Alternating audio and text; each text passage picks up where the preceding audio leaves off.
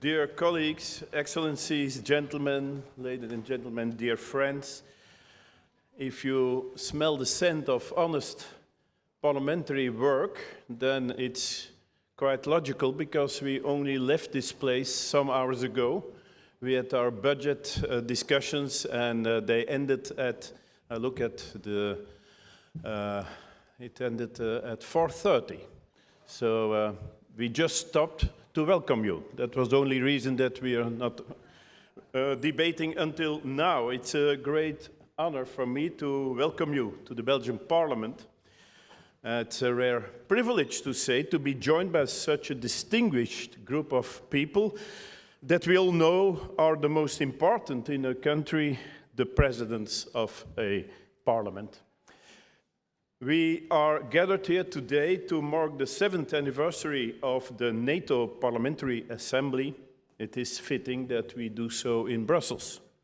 It's a crossroad of European and international diplomacy, home to NATO's headquarters and capital of one of its 12 founding members. I will now continue my speech in Dutch, so please feel free to turn on your listening devices. You have the translation in French on number 1, Dutch on number 2, but I hope I don't be translated into Dutch. And English is number 3. Geachte collega's, excellenties, vrienden in al uw hoedanigheden die u hier gebracht hebben. Deze parlementaire top die vindt plaats enkele dagen voor de top van de staatshoofden en regeringsleiders in Den Haag. Het is belangrijk, denk ik, dat niet enkel het standpunt van de uitvoerende macht aan bod komt, maar ook dat van de wetgevende macht. In een ideale wereld toch nog altijd de primus inter pares. En deze parlementaire dimensie van de verdedigingsalliantie die krijgt minder persaandacht, maar wij zijn bescheiden mensen, dus we kunnen ermee leven. Maar het is daarom, of die is daarom niet minder waardevol. Ik hoop dat we daar vandaag een waardige bijdrage aan kunnen leveren en vrij en frank van gedachten kunnen wisselen over de uitdagingen. Want die zijn er veelvuldig. Wij leven in troebele tijden. We hebben oorlog op ons eigen Europees grondgebied. En ik verwelkom natuurlijk onze Oekraïnse vrienden graag. Die verdienen onze steun in die omstandigheden. Maar de hele wereld verandert in een duizelingwekkend tempo. De technologie die verandert en hervormt onze samenleving. En we hebben natuurlijk de stroom aan geopolitieke ontwikkelingen waarvan we de indruk krijgen dat die ononderbroken doorgaat. De oorlogsvoering 2025, en dat is zeker ook de reden van de top in Den Haag die georganiseerd wordt, die is nu anders dan bij het ontstaan van de NAVO.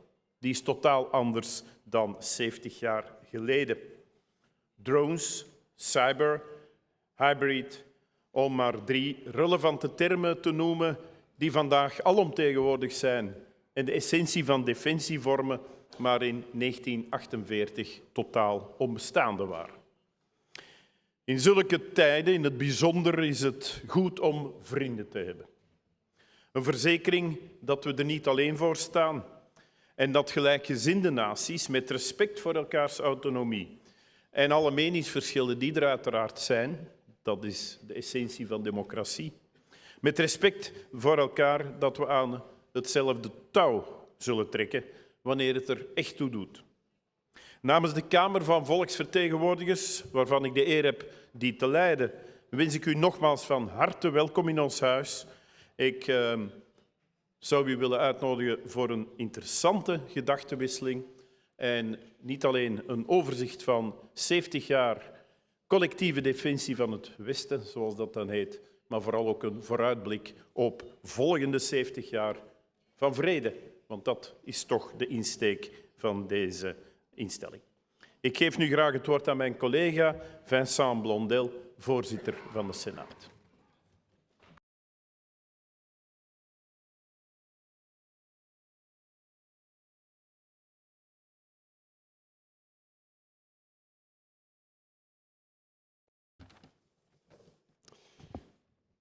Mesdames les présidentes, messieurs les présidents, chers et chers collègues parlementaires, mesdames et messieurs, c'est un très grand honneur pour moi de vous accueillir aujourd'hui au Parlement fédéral belge, aux côtés de mon homologue de la Chambre des représentants, Peter de Roover.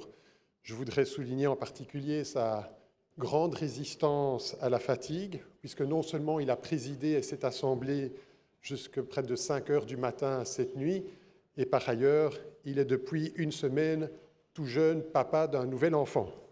Félicitations à lui.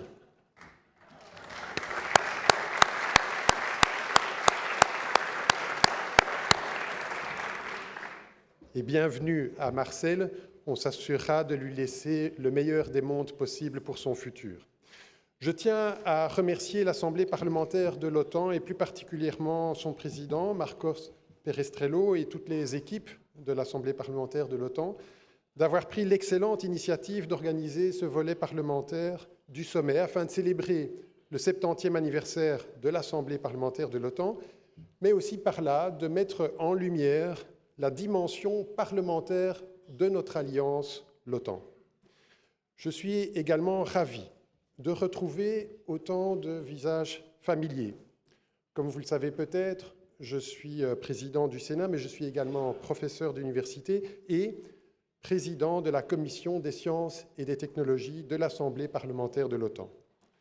Lors de notre session de printemps à Dayton, il y a de ça quelques semaines aux États-Unis, nous avons adopté une déclaration invitant les gouvernements à renforcer la dissuasion et la défense des pays de l'OTAN.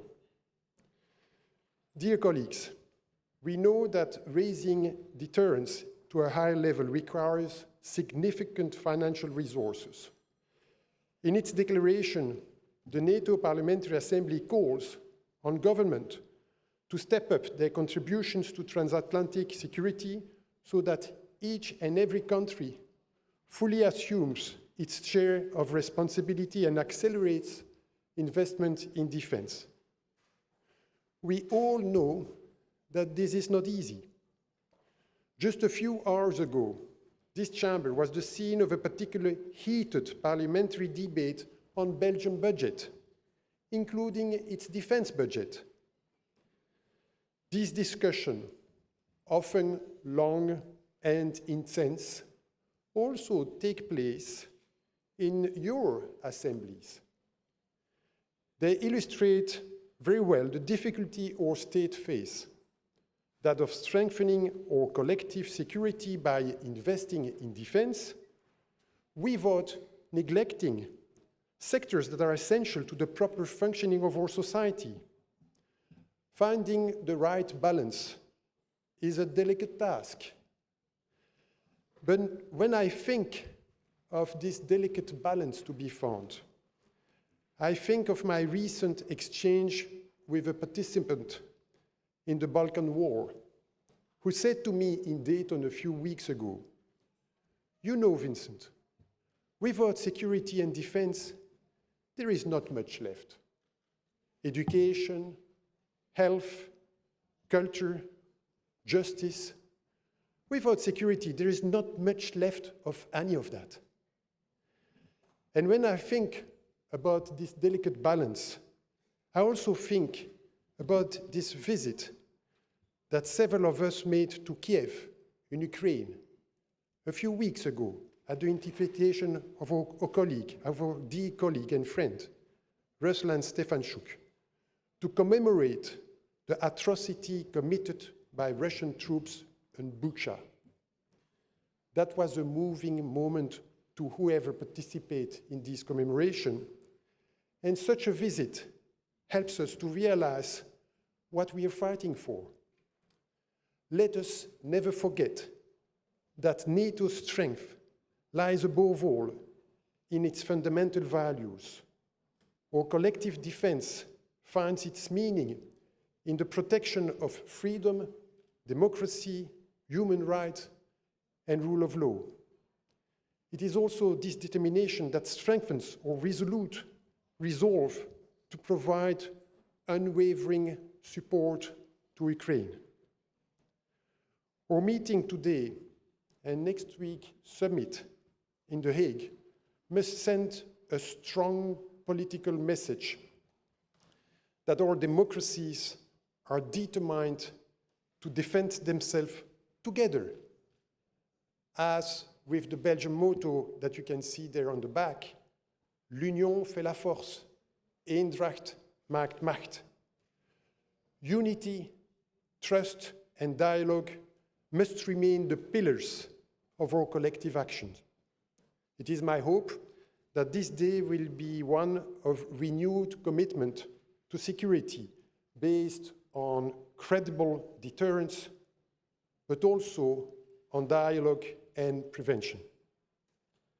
We thank you all very much for coming to Brussels and to Belgium, and I hope you'll have an interesting morning and an interesting day here in Belgium. Thank you for your attention.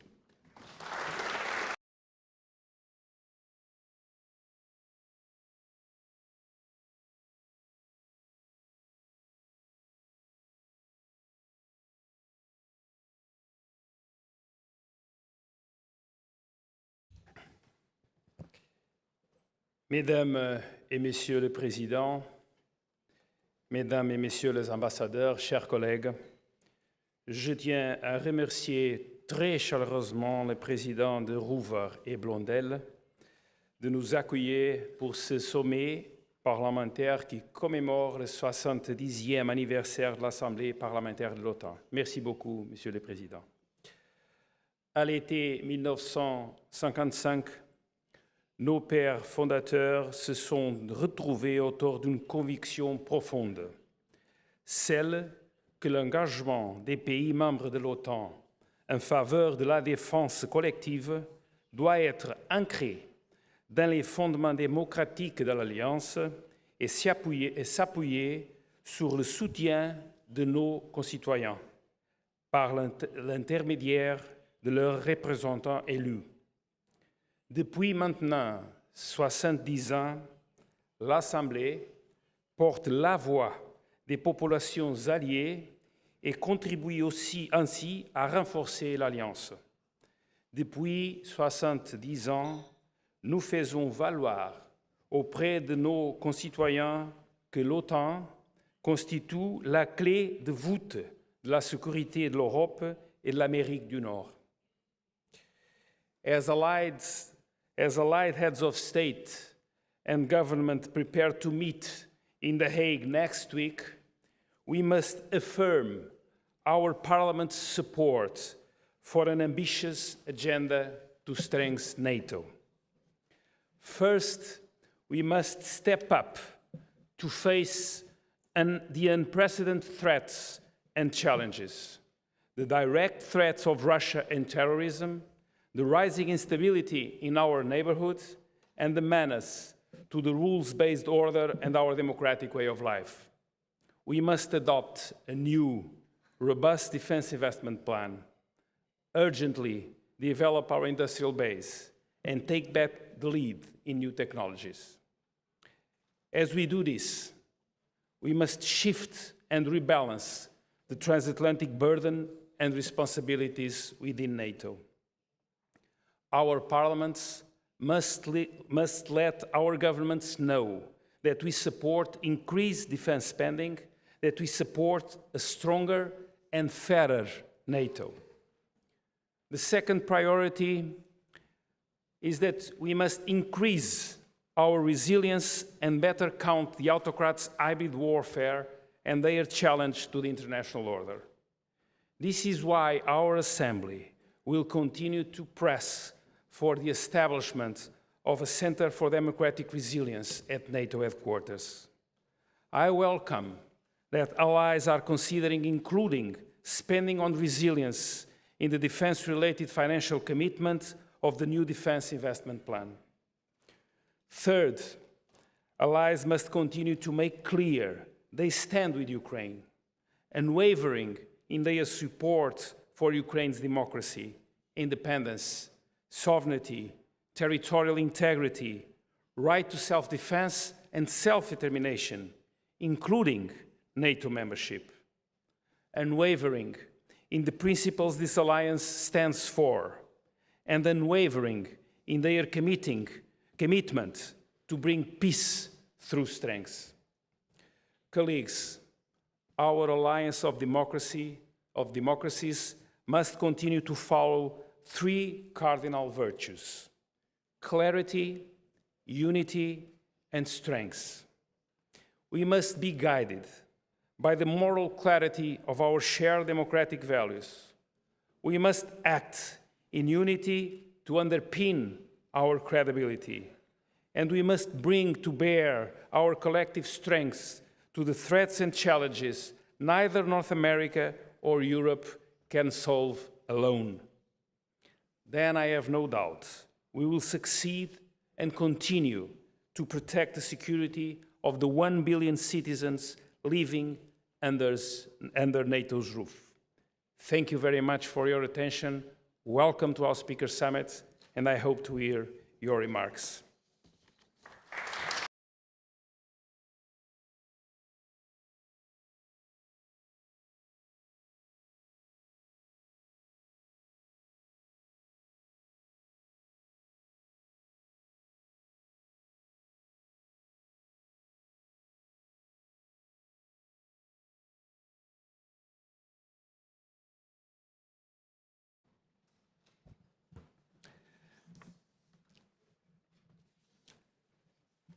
I would now like to invite Ruslan Stefanchuk, Speaker of the Verkhovna Rada of Ukraine, to address the summit.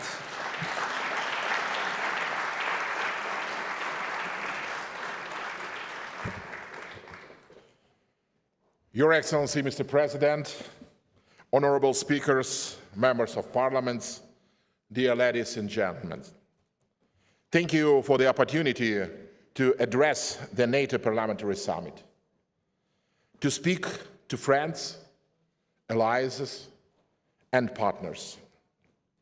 Partners who are united not only by collective security, but also by values and principles. Today I want to speak about these principles and values. Today I want to be very straightforward and clear. I want to speak about the reasons why Ukraine must become a NATO member. Reason one, Ukraine must become NATO member to protect itself. The message is very simple as it gets. If Russia cannot stop Ukraine from joining NATO, it may also be able to block its EU integration. Step by step, Russia will try to seize all of Ukraine. And believe me, Russia will not stop on the western borders of Ukraine. It will move further. Reason two, Ukraine as a member will strengthen NATO. The Ukrainian army is the strongest and the most experienced army in Europe. Armed forces of Ukraine fight with NATO weapons according to NATO standards and defend the east flank of NATO. Dear friend, if this is not a NATO army, then what is? Reason three, the path to NATO stimulates change in Ukraine. I am talking about strengthening the democracy, civilian control of the military, and legal reforms. To be a member of NATO means to be a democratic country, to have the rules of law, to respect human rights. Reason four, can you believe that up to 86% of Ukrainian citizens support NATO memberships? Only 4 or 5% are against. The people have spoken. Reason five, when Ukraine becomes a NATO member, the axis of evil will see that aggressor does not pay off. They will see that democracy is stronger than tyranny. These are 5 absolutely clear reasons why Ukraine must become a NATO member. I know that some members do not want Ukraine to join NATO. Stop being afraid of Putin. Just like Ukraine is not afraid of Putin.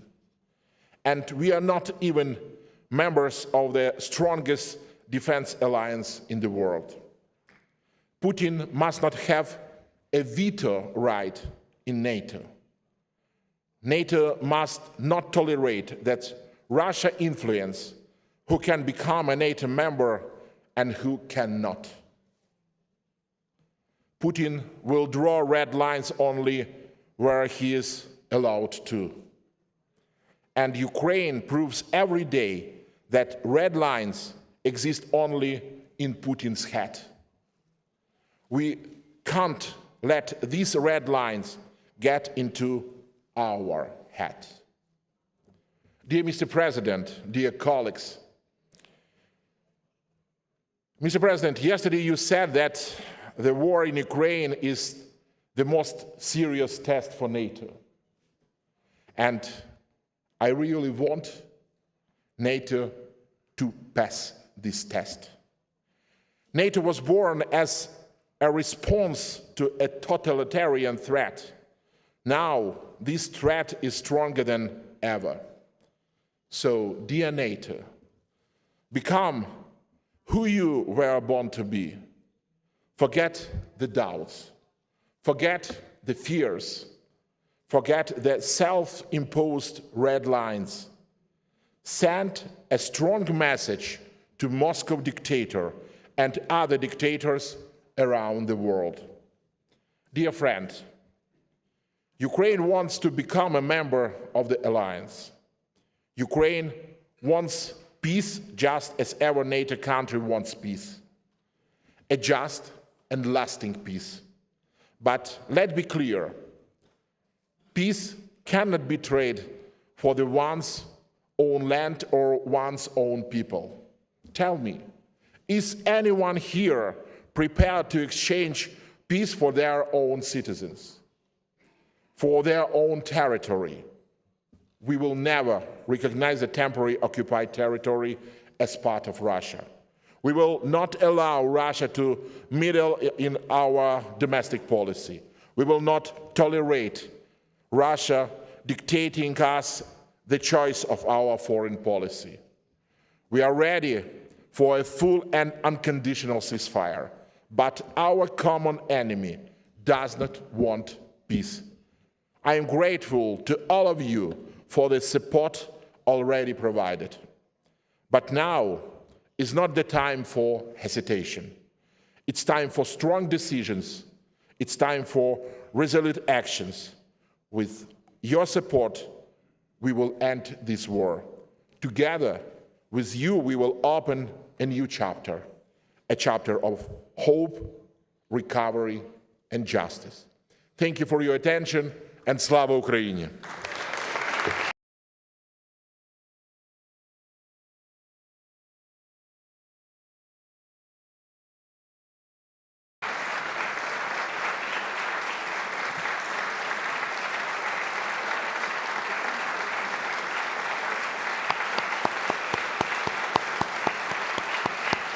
Thank you. Thank you to Speaker Stefanchuk and the Ukrainian delegation for joining us. We stand by you in your fight for freedom and democracy since day one of the invasion. Thank you. Thank you, Stefan. And I would like to invite Gordon Jandrokovic, Speaker of the House of Representatives of Croatia, to address the summit. Mr. Speaker, you have the floor.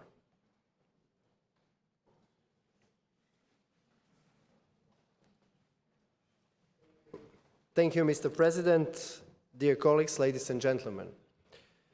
NATO's Parliamentary Assembly represents the democratic heart of our alliance. It is not only a forum for dialogue, which help us shape policies that impact the security of our nations.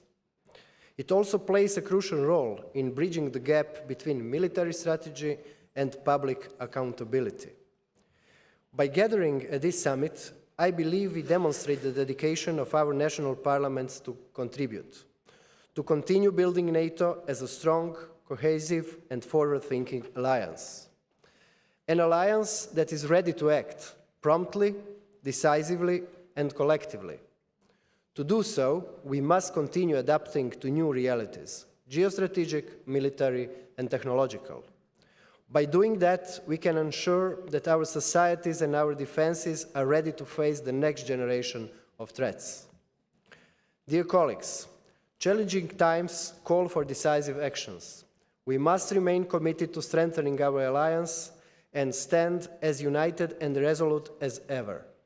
It is highly likely that the global security environment will keep getting more complex and more demanding. The conflict between Israel and Iran is just another proof of how fragile our world is. We call for restraint. Diplomacy still deserves a fair chance, no matter how difficult the situation. This also includes more hard work by the International Atomic Energy Agency regarding Iranian nuclear program, because this is a legitimate source of concern. At the same time, we cannot allow this conflict to distract us from persistent support to Ukraine in all aspects necessary. We must remain firmly with Ukraine. After all, in doing so, we are defending our values, the fundamental principles of international law, and the rules-based order. Dear colleagues, nothing is more valuable than the security of our citizens. This line should really resound, today more than ever, because the stakes are too high to ignore. The cost of our security today, both collective and national, is not seen only in how much we will allocate for defense. It will also be reflected in the compromises our societies are willing to make in order to live in a safer environment. As politicians, we have the duty to communicate and explain the necessity of increased defense funding, and even more importantly, to speak openly about what might be lost if we fail to act. Croatia is fully aware that European allies must increase their defense investments. That is why our national defense budget rose by nearly 200% since 2016. That is why we will support efforts to reach an agreement at the upcoming summit to allocate 5% of GDP to defense-related spending by 2032. From our perspective, stronger national defense capabilities and more transatlantic cohesion should go hand in hand. And if we are all equally on board, that is the strongest deterrent possible. Thank you. Thank you, Mr. Speaker.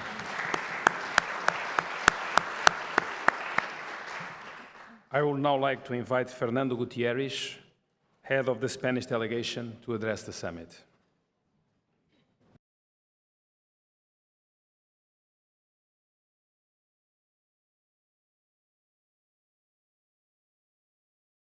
Thank you so much, Mr. President.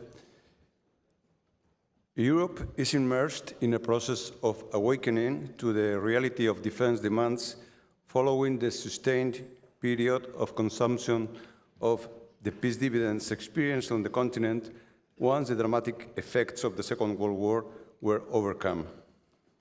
It was at the beginning of the 21st century when the invasion and occupation of the Crimean Peninsula by the Russian Federation in 2014 and the subsequent invasion of Ukraine, also by the Russian Federation in a conflict that does not seem to find its way to peace, have caused a radical change in the positions of all countries of the international community, both in the European Union and the Atlantic Alliance, as well as the United Nations Organization.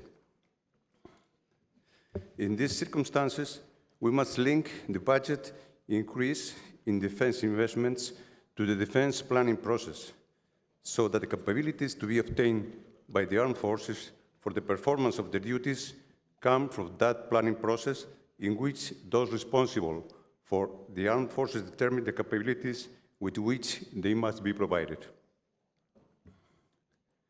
We support the alignment of the capabilities to be prioritized by the European Union in its white paper on rearm and preparation, and the target capabilities agreed upon by our defense ministers at their meeting on June the 5th. There is a common tendency between both organizations to identify these capabilities, which should be used as a vehicle of our cohesion and strengthening, in the understanding that our union and our cohesion are the main resources of our strength.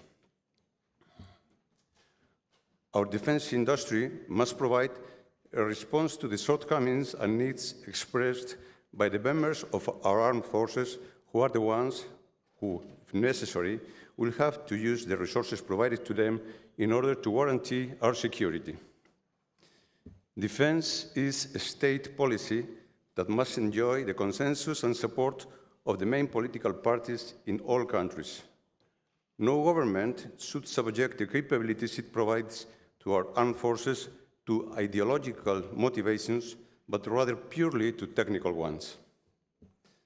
As parliamentarians, we have the responsibility to inform our citizens and our governments of the need we perceive to unite the efforts of all allies in order, together, to provide the armed forces of our countries with the capabilities they must have to guarantee the defense and deterrence of our alliance against any external enemy that eventually might try to test the consistency of our unity and our strength. Thank you so much.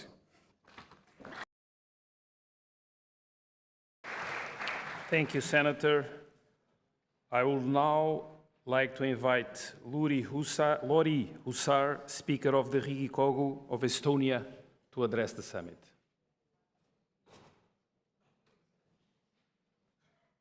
President, dear colleagues, dear friends, and most of all, dear allies. What a great word, ally.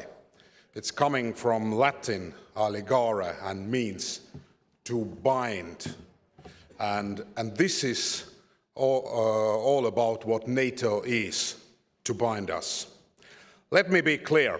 Russia remains the most significant direct and universal threat to the Allied security. It is not a threat to the eastern flank only, but 360 degrees. Its militant groups are being formed in Sahel. It strives for strategic goals in Arctic, and its shadow fleet navigates through our waters untouched. Therefore, we are counting on the NATO summit to make bold decisions that will ensure the long-term security of our transatlantic unity.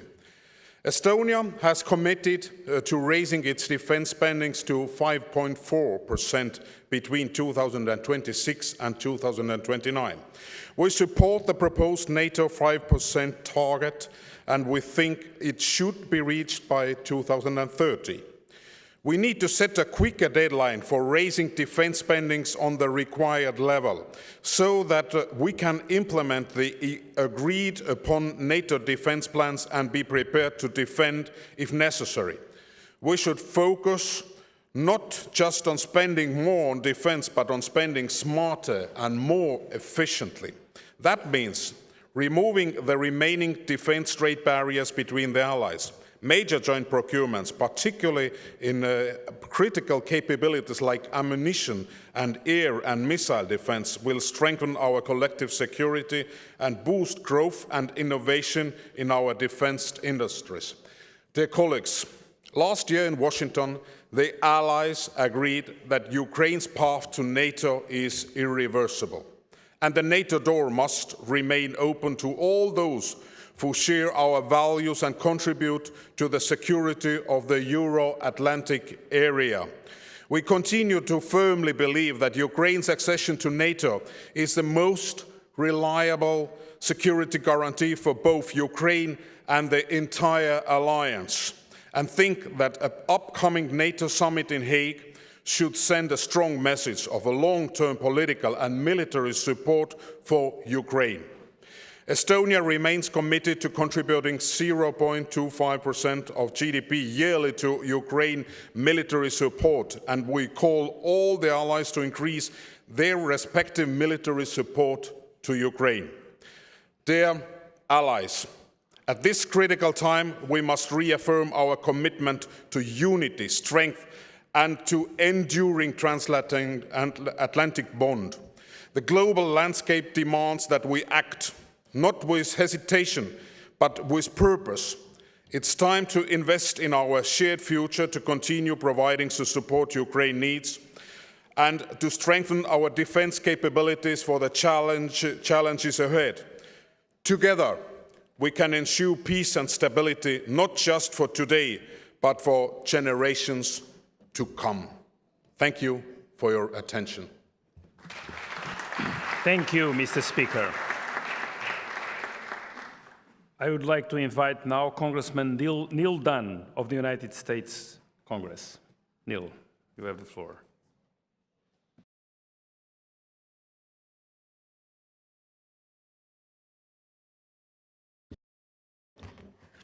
Thank you, Mr. President. And good morning to everyone. It's an honor to be here with all of our NATO allies and partners, speaking on behalf of House Speaker Mike Johnson, who graciously asked me to represent him today. And thank you to all the delegates, officials, national security experts, and guests who have traveled from around the world to be with us here today. My message, Speaker Johnson's message, is very simple. America remains steadfast in our commitment to the NATO alliance, to strengthening our alliance to achieve peace through strength. It tells the NATO leadership are aligned, and we are encouraging a new and higher defense spending commitment for all allied governments, including America. We absolutely must modernize and grow our collective defense capabilities. We must bridge the existing capability gaps. This means a much more robust defense industrial base on both sides of the Atlantic. Increasing defense investments to 5% of GDP is crucial. The U.S. is currently at 3.4%, and I believe we can reach 5% very promptly. During the Reagan years, we were at 6%. During the Nixon and Ford years, we were at 8%. We know the way to get there. I'm encouraged by the ongoing discussions between the United States and our NATO allies as we strengthen our commitments to our common defense of the free world. For the first time since our unanimous 2014 pledge, almost all NATO allies will reach our initial spending commitment of 2% of GDP on defense this year. This news is overdue, but it is great news. It is vital that we continue to work on rebuilding the U.S. and European defense industrial bases. This includes achieving new NATO capability targets to meet new technological and strategic threats to Europe and North America. Our Economics and Security Committee this last year unanimously approved a report that expanded on the NATO allies' need to focus on threats and capabilities in the Indo-Pacific Asian theater as well. This year, I presented our report at the Dayton Summit, which discusses the current shortcomings of the defense industry in North America and in Europe and ways to improve those. We must strengthen our defense industrial base. Our freedom and freedom throughout the world depends on us working together to bolster our defense and cyber industries, ensure we can respond effectively to a wide range of brand new security threats. We must maintain a technological edge and ensure the capacity for rapid and distant mobilization in times of crisis. Russia has significantly reconstituted its threat to Europe and Africa in the near term, and so does China. Fostering an industrial partnership between the U.S. and Europe is key. Enhanced NATO-EU coordination can ensure greater efficiency in defense spending and help ensure higher levels of interoperability. Finally, we must work together to better standardize wherever possible to foster flexibility and improve interoperability. Stating that if we want war, so I'm going to quote Secretary General Rutte. He stated that if we want peace, we must accept that we must prepare for war. And the Romans said this 2,000 years ago, si vis pacem para bellum. The only thing more expensive than peace is war. I look forward to a continued dialogue, enduring alliance and friendship committed to peace, democracy, and our collective defense. We're stronger together. Thank you very much.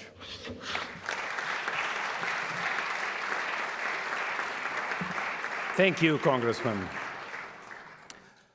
I would now like to invite Jussi Halla-aho, Speaker of the Eduskunta of Finland.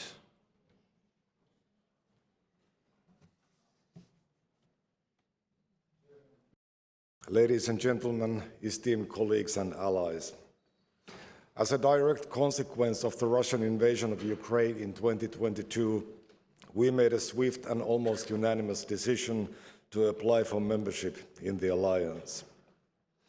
We have now been a member for 2 years, and I wish to thank you all both for the support during the accession process and for the cooperation as we have been adjusting our legislation and practices to the new situation. Finland seeks to be an active member and a strong contributor to the collective deterrence. The willingness of the Finnish population to defend our land and the alliance is high. 20,000 conscripts complete basic training each year. The size of our reserve with a wartime assignment is close to 300,000, and the entire trained reserve is close to 1 million. As a demonstration of our commitment, the Finnish Defence Force has already participated in NATO-led air patrolling in Southeast Europe and Iceland, and maritime patrolling in the Baltic Sea. Because of our geographic location, we understand very well the threat that Russia poses to its neighbors, to Europe, and to the world order. We have already decided to raise our national defense expenditure from the current 2.5% to at least 3% by 2029, and we are prepared to support a 5% NATO level, despite the challenges that we have with our public finances. Finland, together with the other Nordic and Baltic countries and Poland, is among the biggest donors of military material to Ukraine relative to our size. We urge all members to contribute more, especially the big countries, also those countries that are further away from Russian borders, and also those countries that themselves benefited from European solidarity during our earlier crises, the financial crisis, the immigration crisis, and the pandemic. The consequences of a Russian victory in Ukraine will be costlier than defeating Russia in Ukraine. Russia has vast resources, but they are not limitless. Chairman, finally, I wish to inform you that yesterday the Finnish Parliament made the historic decision that Finland will withdraw from the Ottawa Convention and reintroduce anti-personnel landmines to our defensive toolkit. Thank you very much. Thank you, Mr. Speaker. J'invite Natalia Pouzirev, présidente de la délégation de l'Assemblée nationale de la France à l'AP-OTAN, à prendre la parole.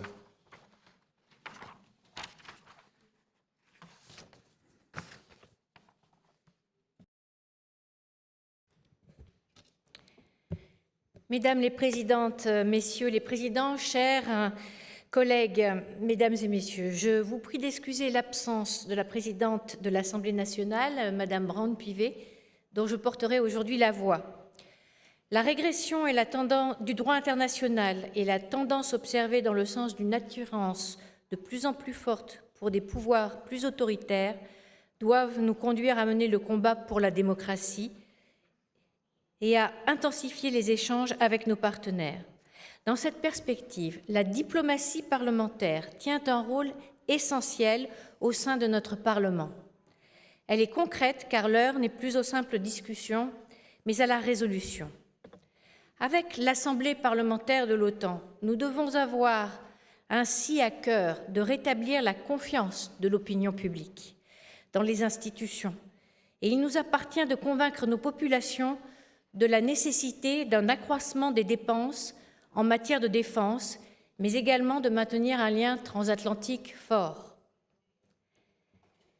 Nous sommes déterminés à faire en sorte que l'Assemblée parlementaire de l'OTAN joue pleinement son rôle.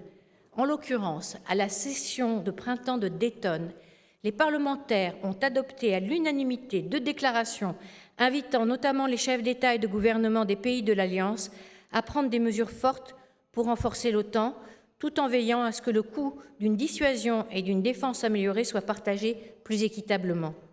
La seconde déclaration vise à demander l'augmentation de l'assistance diplomatique, militaire, financière et humanitaire à l'Ukraine et un durcissement des sanctions contre Moscou, traduisant le caractère primordial du renforcement du soutien à l'Ukraine dans la durée. Je vous remercie. Merci Natalia. J'invite maintenant Nicole Douraton, membre de la délégation du Sénat français à l'AP-OTAN.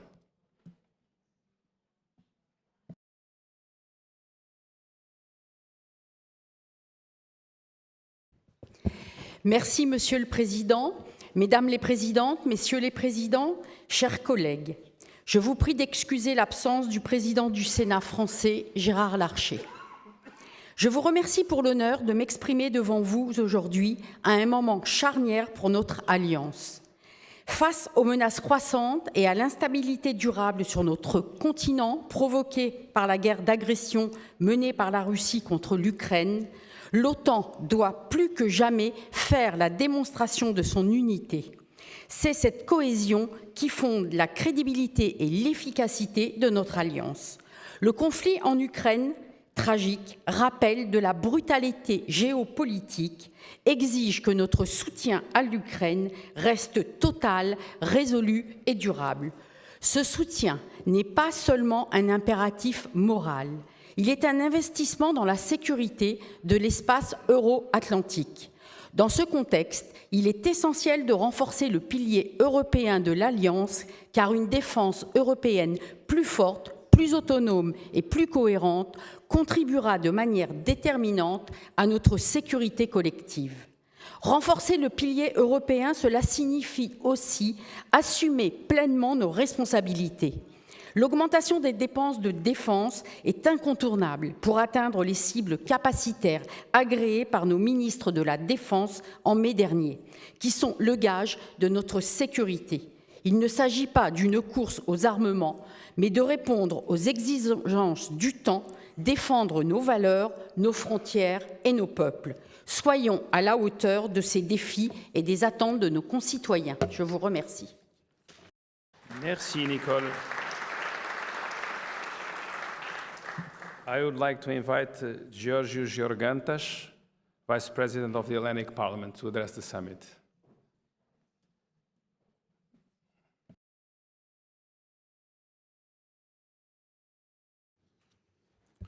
Mr. President, dear colleagues, Excellencies, it is a great honor to address in this distinguished gathering on the 70th anniversary of the NATO Parliamentary Assemblee. This milestone highlights the enduring importance of parliamentary diplomacy as a cornerstone of our transatlantic community. The NATO Parliamentary Assembly gives voice to our citizens in the security dialogue, ensuring democratic legitimacy, transparency in alliance decisions. In an era of complex global challenges and geopolitical uncertainty, the contribution of parliaments to foreign and defense policy is more crucial than ever. Greece, as one of NATO's oldest members, remains unwavering in its commitment to the principles upon which the alliance was founded. We are proud to serve as a strategic pillar on NATO's southeastern flank, a gateway of stability in the Balkans, the Eastern Mediterranean, and beyond. Our contribution span NATO missions from Operation Sea Guardian to the Aegean activity, KFOR, and air policing over the Western Balkans. Through these efforts, Greece stands as both a frontline contributor and a reliable partner. Today, the threats we face are complex, whether from the east or the south, and demand coordinated responses. The security of one of us is the security of all of us. In this regard, the southern dimension of our security must not be overlooked.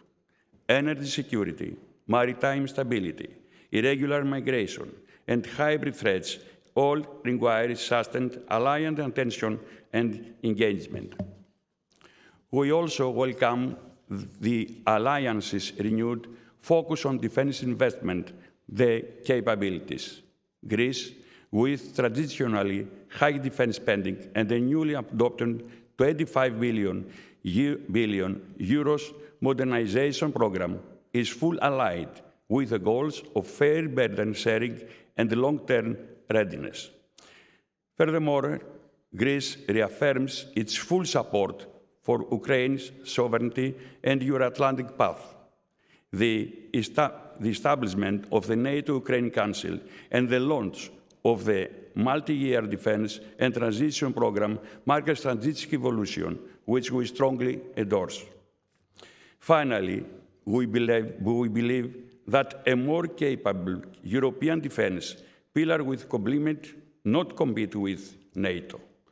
Enhanced NATO-EU cooperation, grounded in shared values and practical synergies, will serve the interest of all allies and strengthen transatlantic resilience.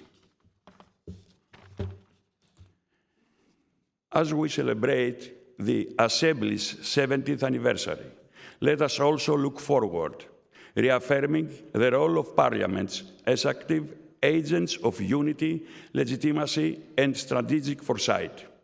Greece remains deeply committed to the mission and a NATO that is cohesive, credible, and democratically grounded. Thank you very much. Thank you. I now invite Zsolt Nemet, Deputy Head of the Hungarian Delegation in the NATO Parliamentary Assembly.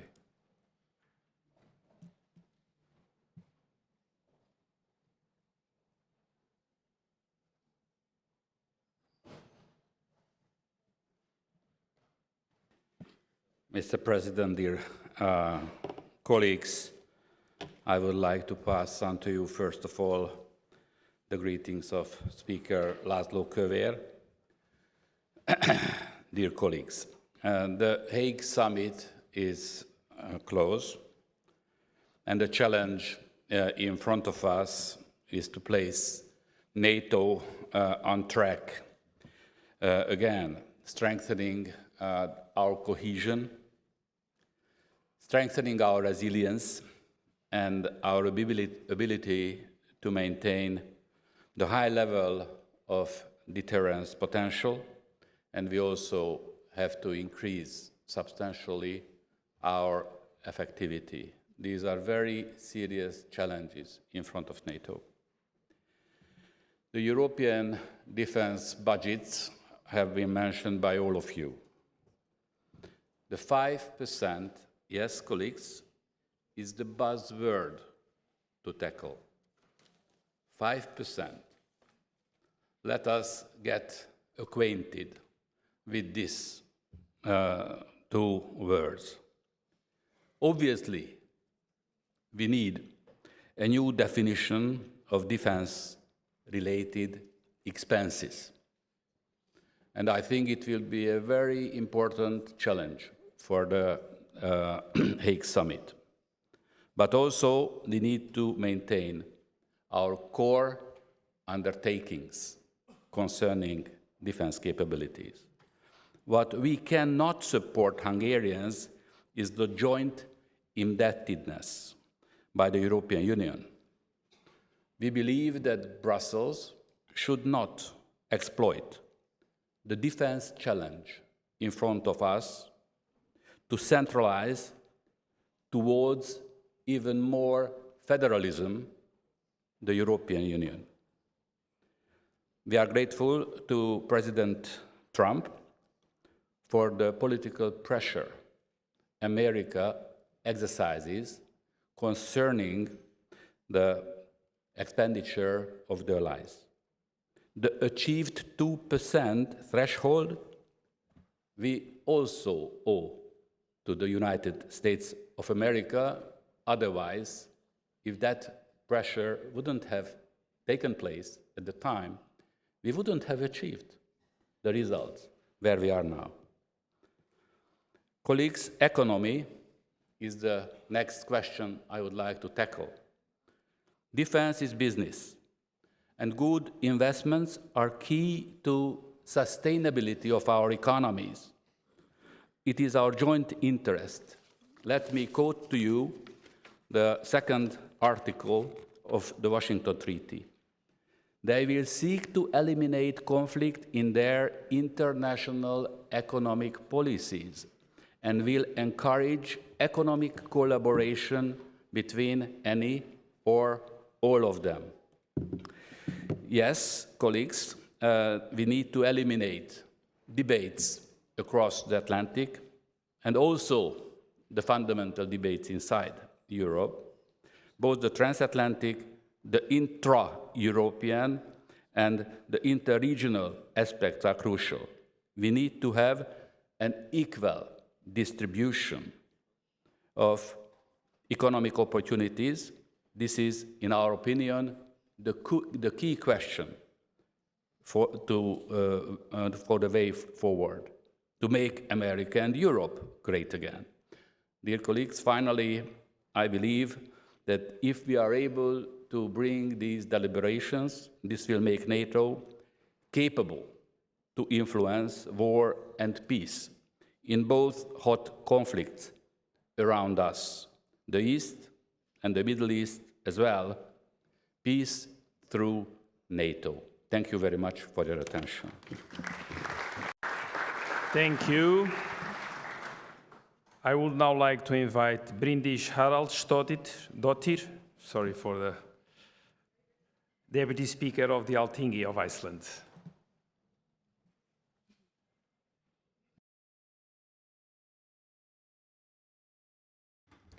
Mr. President, distinguished colleagues, it is my pleasure to address you in this occasion celebrating our Assembly's 70th anniversary. Iceland has been represented from the outset of the NATO Parliamentary Assemblee ever since the Conference of Members of Parliament from the NATO countries was held at the Palais du Charlotte in July 1955.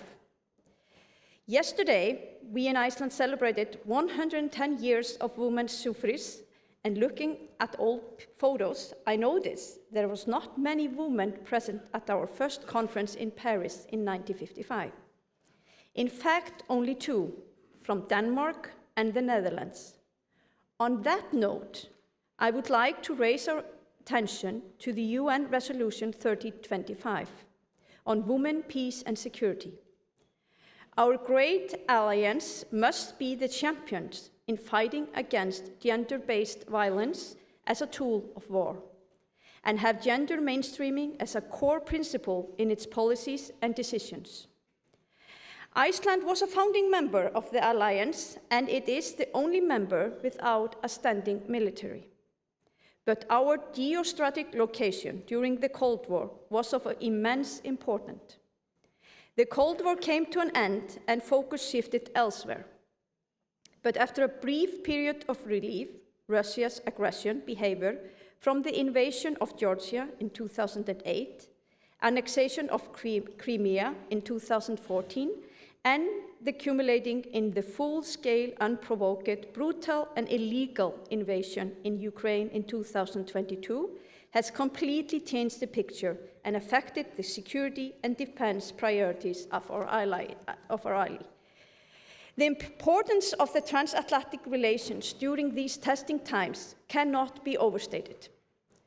Looking at the map, Iceland embodies the transatlantic link and has again become a key partner in the High North.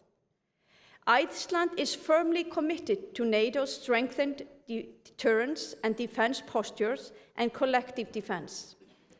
Iceland focused on capabilities, infrastructure, and host nation support for allies to enhance situation and awareness and operation affected in the Arctic and the North Atlantic.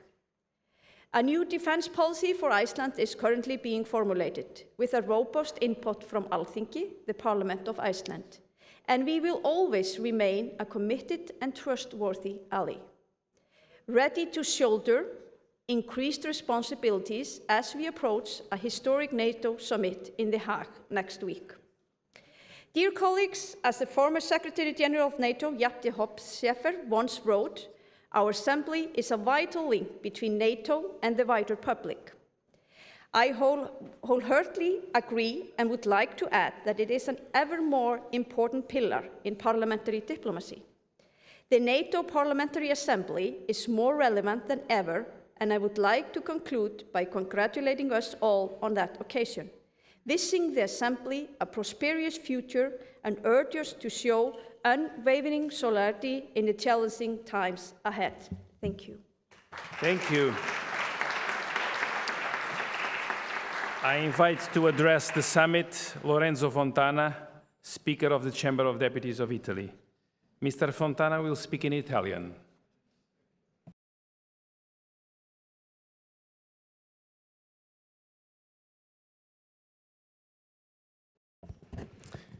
Gentili colleghi e colleghe, grazie. Dal 1949 l'Alleanza Atlantica rappresenta il pilastro fondamentale della sicurezza dei nostri paesi.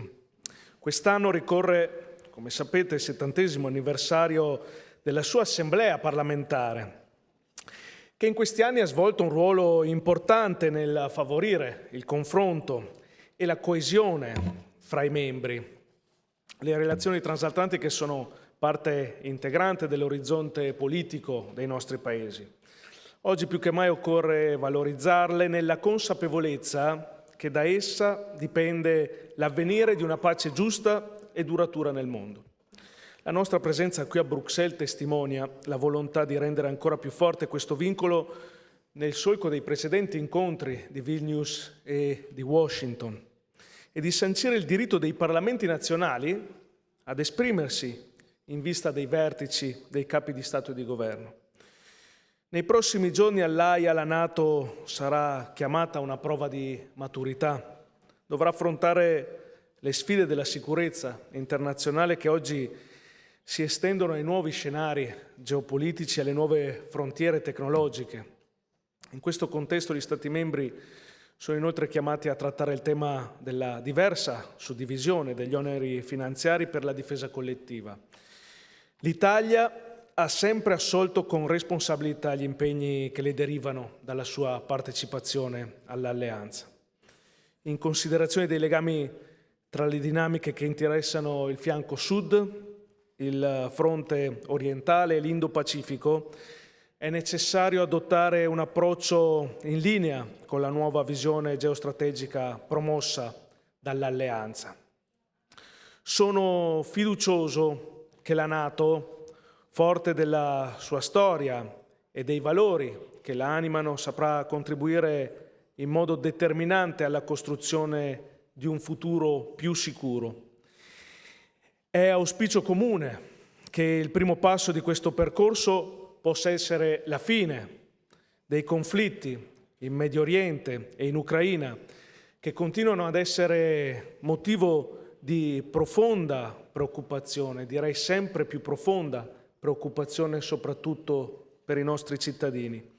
E quindi dobbiamo impegnarci per cercare di costruire assieme un mondo in cui gli equilibri non siano più definiti dall'uso della forza, ma dalla capacità di prevenire le guerre e le crisi attraverso ovviamente la deterrenza, che è fondamentale, e di definire la pace attraverso la cooperazione internazionale. Grazie a tutti per l'attenzione. Grazie, thank you. We'll now take a brief coffee break and reconvene at 10:50. Sharp, please. Proceed through the doors on my right and follow the signage to the Salon de Lecture, where there will be served coffee and refreshments. Please be back to start at 10:50.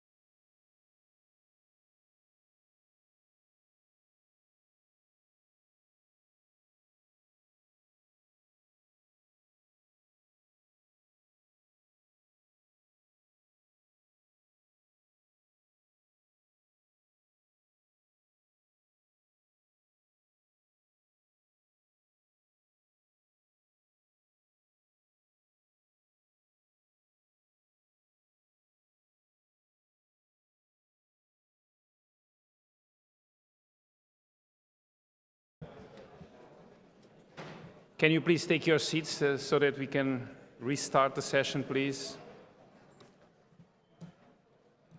I would like to invite Daiga Mierina, Speaker of the Saima of Latvia, to address the summit.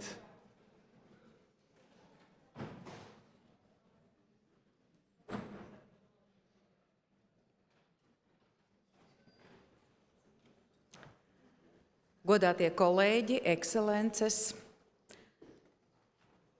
mēs dzīvojam trauksmainā un satricinājuma pilnā laikmetā. Jau vairāk nekā 3 gadus agresors turpina plosīt Ukrainu. Pirms nedēļas ar jaunu spāru atsācies konflikts tuvajos austrumos. Karš ir pavisam tuvu alianses robežām. Jau kopš dibināšanas NATO ir vērtību un drošības alianse. Tieši tāpēc mums, sabiedrotajiem, vairāk nekā jebkad iepriekš ir jāspēj mobilizēties savu demokrātisko vērtību un drošības aizstāvībai. Mums jākļūst spēcīgākiem un jābūt atvērtiem savā kopienā, uzņemt arī jaunas valstis ar vienotu vērtību sistēmu un būtisku pienesumu kolektīvajai aizsardzībai. Pirmkārt, gaidāmajā NATO samitā Hāgā ir jāpieņem izšķiroši lēmumi par aizsardzības izdevumu ievērojumu celšanu. Turklāt aizsardzības izdevumi jākāpina pēc iespējas ātrāk. Latvija atbalsta aizsardzības izdevumu palielinājumu vismaz 5% apmērā no iekšzemes koprodukta. Jau pat laban Latvija no IKP 3,7% atvēl aizsardzības un drošības vajadzībām. Nākamgad šo skaitli plānojam palielināt līdz 4,35%, lai iespējami ātrāk virzītos pretīm plānotajiem 5% no iekšzemes koprodukta. Tas nodrošinātu nepieciešamos līdzekļus valsts drošības un aizsardzības vajadzībām, ieviestu NATO noteiktos spēju mērķus, kā arī sniegtu militāro atbalstu Ukrainai. Otrakārt, mums jāstiprina sava militārā industrija. Transatlantiskās aizsardzības industrijai ir ievērojami jākāpina ražošanas apjomi. Vienlaikus izmaksām jābūt samērīgām. Sabiedrotajiem jāstrādā kopā, lai industrijas attīstībai nebūtu lieki birokrātiski šķēršļi.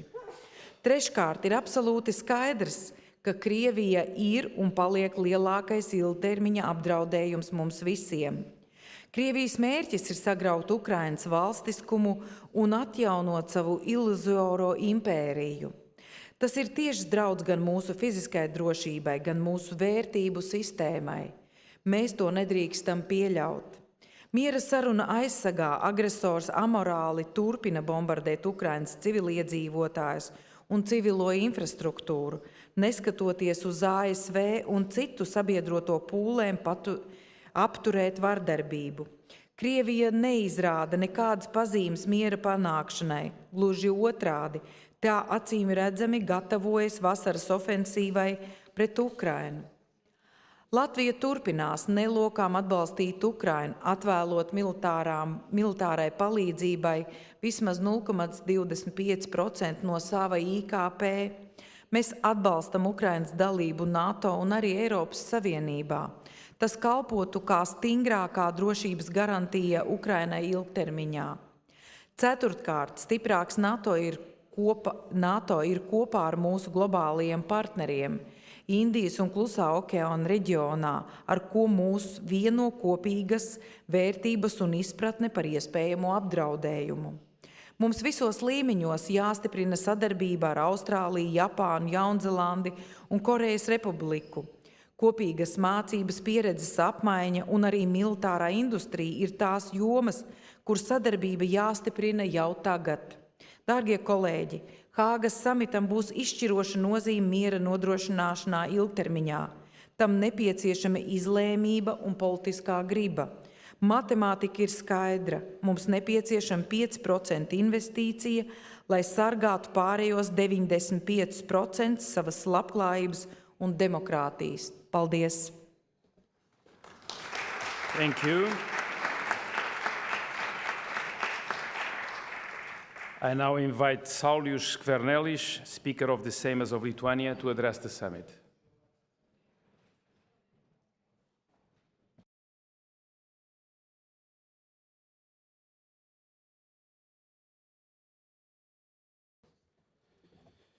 Gerbiamas NATO parlamentinės asamblėjos prezidentė, gerbiami parlamentų pirmininkai, ponai ir ponios. Esu dėkingas, kad Lietuvos Respublikos Seimo 2023 metais inicijuotas NATO šalių parlamentų vadovų susitikimas šiame formate yra ir tikiuosi bus tęsiamas ateityje. Taip pat leiskite jūs pakviesti į Lietuvą, į Vilnių, kur kitais metais vyks NATO parlamentinės asamblėjos pavasario sesija. Gerbiami kolegos, būsiu atviras, esame demokratinio pasaulio ir mūsų saugumo alijanso Šiaurės Atlanto sutarties organizacijos reputacijos kryžkelėje. Pirma, Ukraina, nepaisydama aukų ir netekčių, toliau kovoja prieš Rusijos agresiją. Už mūsų saugumą jau 4 metai. Rusija atmeta bet kokį sąjungininkų, Ukrainos ar net savo pačių primesto taikos plano idėją. Tai yra klasikinis Rusijos veikimo metodas. Praktikoje taikai ne, karui taip. Todėl kviečiu visapusiškai remti Ukrainą, jos euroatlantinę ateitį. Antra, dėja mes lietuviai, Baltijos šalys, turime karčios patirties santykiuose su Rusija. Didžiausia klaida – pataikavimo agresoriai Rusijai politika. Tik priminsiu, prieš 30 mečius Moldova ir Sakartvelas, 2008 metais Sakartvelas, 2014 ir 2022 metais Ukraina. Faktai nemeluoja. Trečia, vardan menamos taikos negalime eiti į kompromisus dėl tarptautinės teisės viršenybės, Ukrainos ir kitų valstybių teritorinio integralumo ir suverenumo. Lietuvos Respublikos Seimas priėmė rezoliuciją, kurią Lietuva nepripažįsta ir niekada, nei de facto, nei de jure, nepripažins laikinai Rusijos užgrobtų Ukrainos teritorijų. Kviečiu visas šalis siekti šio pavyzdžio. Ketvirta. Lietuva šiais metais gynybai jau skiria 4%, kitais metais skirs virš 5% bendro vidaus produkto. Remiame tikslą NATO susitikime įtvirtinti didesnį finansavimą mūsų saugumui. Šalia resursų reikalinga ir politinė valia. Ginti kiekvieną alijanso teritorijos colį. Kiekvieną. Ir penkta. Su nerimu stebime autoritarinių tendencijų ir valdymo metodų plitimą prie NATO sienų. Artimuose rytuose stebime dar vieną karinės eskalacijos židinį. Gerbiami pirmininkai, gerbiami kolegos, norėčiau pabrėžti būsimo NATO viršūnių susitikimo deklaracijos svarbą. Tai bus mūsų vieninga žinutė Rusijai ir kitoms autokratijoms. Privalome investuoti į mūsų NATO vienybę, įsipareigojant dėl 5% bendro vidaus produkto gynybos finansavimui. Paramos Ukrainai, gebėjimų reaguoti greitai ir efektyviai. Pabaigai leiskite pritarti NATO generalinio sekretoriaus Marko Rutė išsakytiems žodžiams. Dabar mes visi esame NATO rytinis flangas. Nebėra nei rytų, nei vakarų. Yra tik NATO. Ačiū, gerbiamas pirmininkė. Thank you, Mr. Speaker. I invite to address the summit Claude Wissler, Speaker of the Chamber of Deputies of Luxembourg.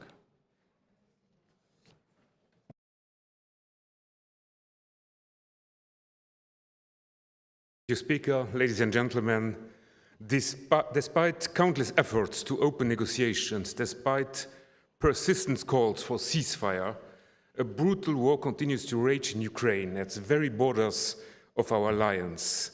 This war must end soon, and it must end with a just peace. The unlawful aggression in Ukraine is more than a sheer attack on a country. Ukraine's suffering is our test, a test of our solidarity, a test of our resolve, a test of our very reason as an alliance. Dear colleagues, NATO must be strong. Luxembourg stands ready to fulfill its part. It did so by adopting a new trajectory. Until the end of the year, we will have quadrupled our defense budget since 2021, reaching the 2% mark. We are aware that the new trajectory is not just a numerical goal. It is a strategic imperative and a serious commitment with the alliance. Yet we know this will not be enough. If a consensus on a stronger commitment was to emerge at the NATO summit in June, then we will be ready to fully accompany this dynamic as a reliable ally and partner. Our nation has demonstrated something remarkable by creating a broad national consensus on such a complex subject. This consensus matters because it extends beyond election cycles. It is also a strong signal sent to our allies and to all those who challenge security and peace in Europe. We have witnessed a paradigm shift. We know that we must further invest in peace. Otherwise, we risk paying a much higher price, that of our freedom and our independence. Luxembourg is relying on an economic strategy capable of sustaining its military effort, a strategy putting forward Luxembourg's assets in satellite communications and cybersecurity. Every day, our allies rely on satellite communication capabilities based on Luxembourgish expertise. It is in this spirit that the government has decided to launch a second military communication satellite. This summer, Luxembourg expanded capabilities with the launch of our first Earth observation satellite. These projects hold significant importance for the alliance and will serve the collective benefit of our allies. Furthermore, Luxembourg has decided to increase our aid to Ukraine. Beyond purely military aspects, we all have to think about resilience. Resilience of our societies, civil resilience in the face of all sorts of crises, cyber attacks, power cuts, pandemia, all pose a serious and sudden threat to the functioning of our societies. We cannot predict what future challenges will emerge, yet we know with certainty they will arise. Our obligation is clear. We must prepare and maintain readiness. We are doing it in Luxembourg, and we strongly support the initiative at the NATO headquarters. Our goal is just a singular one: protect freedom and democracy. Thank you. Thank you, Mr. Speaker. I now invite to address the summit Dragan Kovački, head of the delegation of North Macedonia at the NATO PA.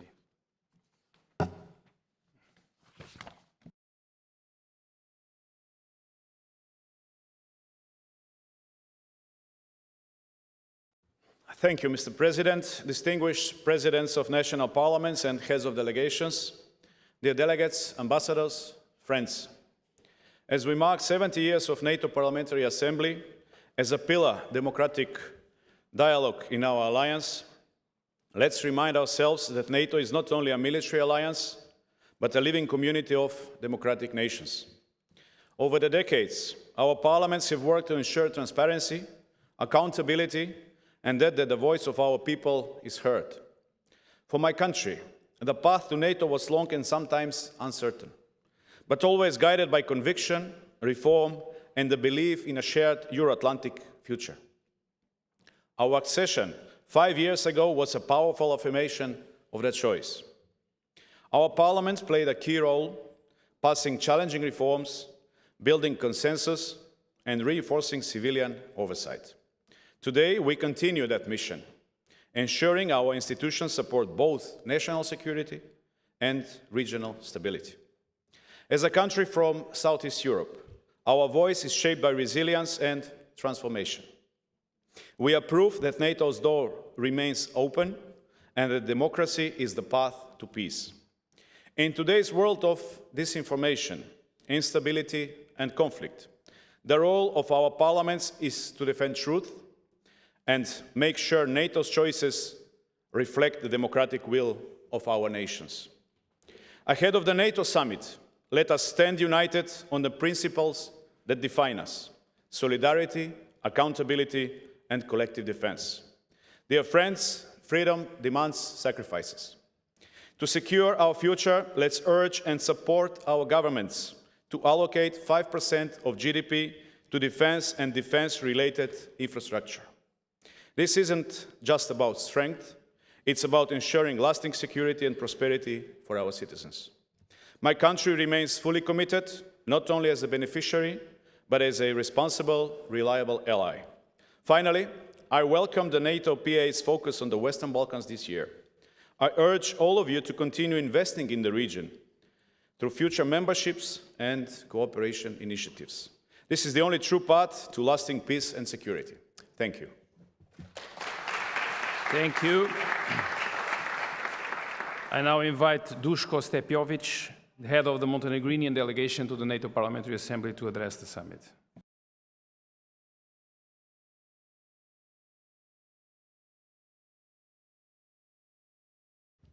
Thank you, Mr. President, for giving me the floor.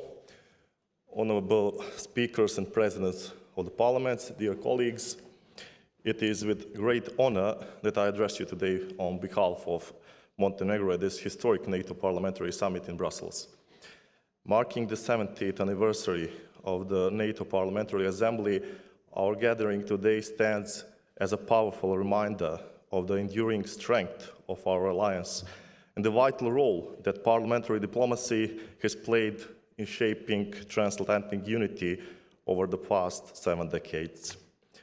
Montenegro remains firmly committed to the NATO alliance, continuously working to enhance the capabilities of our armed forces and ensure alignment with the highest standards of collective defense. We stand in full solidarity with Ukraine as part of a broader commitment to defend the fundamental values that define our alliance. At the same time, Montenegro is strengthening its position as a credible contributor to global defense efforts, advancing cooperation and offering capabilities that support the resilience and readiness of NATO and its partners. Our efforts extend beyond military readiness. Montenegro is actively fostering interoperability through joint exercises, training programs, and strategic cooperation with allied nations. We remain dedicated to reinforcing NATO's deterrence posture and to addressing emerging threats in a comprehensive and coordinated manner. Dear colleagues, as we face growing global instability, this summit serves as a crucial platform to reaffirm the value of dialogue, unity, and foresight. In today's world marked by persistent conflicts and uncertainty, we must strive for peace by preparing for defense. The presence of esteemed parliamentary leaders from all 32 NATO allies adds depth and purpose to our discussions. Your insights are key to shaping a resilient and responsive alliance that reflects the will and voice of our citizens. The city we are in today imposes on me the obligation to point out that Montenegro will fulfill an ambitious but realistic goal. By 2028, we will become the first next member of the European Union. This will additionally strengthen partnership within the NATO alliance. And this is precisely one of the reasons why we believe that neither the European Union nor NATO can be complete stories without the entire Balkans. In conclusion, I want to extend my deepest gratitude to each and every one of you for your continued commitment to our common cause. In that sense, I look forward to deepening our cooperation and advancing the values that bind us. I thank you all. Thank you. I now invite Kari Eriksen, Vice President of the Storting of Norway, to address the summit.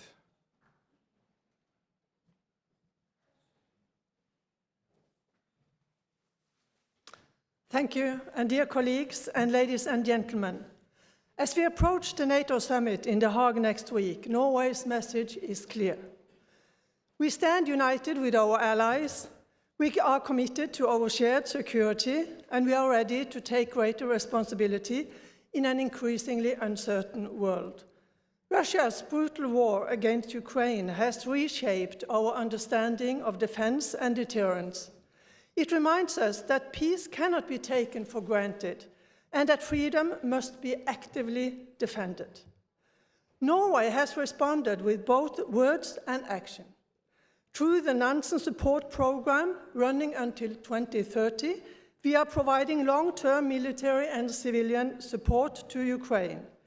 In 2025 alone, we will contribute at least 7.3 billion euros, around 85% of which will be military aid. We are also strengthening our own defenses. Last year, all parties in our parliament united behind a new long-term defense plan representing a historic investment in our armed forces. Including military support to Ukraine, we will likely spend 3.3% of our GDP on defense in 2025. And today, almost as we speak, our Prime Minister, Jonas Gahr Støre, confirms that Norway supports Secretary General Rutte's goal of 5% for defense, and I reckon this will be united by the Parliament's support. Norway will work to strengthen NATO's deterrence posture and emphasize transatlantic unity. Europe must take greater responsibility for its own defense, but we are always stronger when Europe and North America stand together. Ukraine's future is tied to ours and to European security. We therefore advocate long-term coordinated support to Ukraine. As Russia shows weakness on multiple fronts, we have a unique opportunity to turn the tide if we act with determination. Dear colleagues, let us unite in the values on which NATO was built, to secure peace and a better future for children and people living in Ukraine and Europe.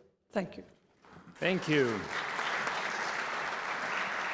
I now invite Jan Anthony Brun, President of the Senate of the States General of the Netherlands. Dear colleagues, how wonderful it is to meet you here in Belgium, and thank you to our wonderful hosts from the Belgian Parliament. Merci. One of the most illustrious ministers of foreign affairs of the Netherlands was Max van der Stoel. Early in his political career, Mr. van der Stoel was a member of the Dutch Senate. In 1961, he took the floor during a debate on the defense budget. 1961. Van der Stoel warned against the expensive nature of the Soviet Union and its allies. He also expressed his worries about the growing anti-NATO sentiment in the Netherlands.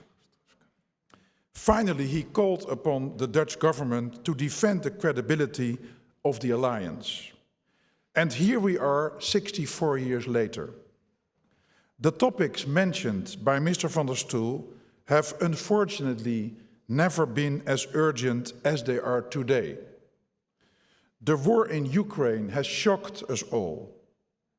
Europe is now at the heart of brutal aggression. The day after Russia invaded Ukraine, NATO activated its NATO response force for the first time. Thousands of troops are now on the ground in NATO member states in the east of Europe.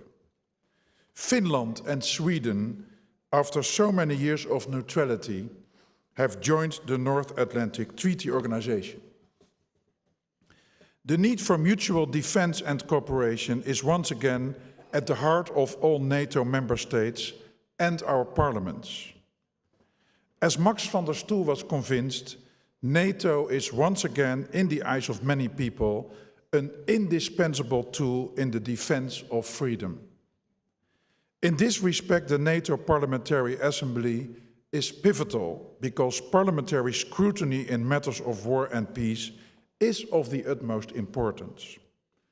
Former parliamentarians from the Netherlands, such as Bert Koenders, who was president of NATO PA in 2006 and 2007, and Angelien IJsink, Frank van Kappen and Henk-Jan Ormel have served as vice presidents of the Assembly, helping shape of what it has become today, a parliamentary forum grounded in freedom, security and solidarity.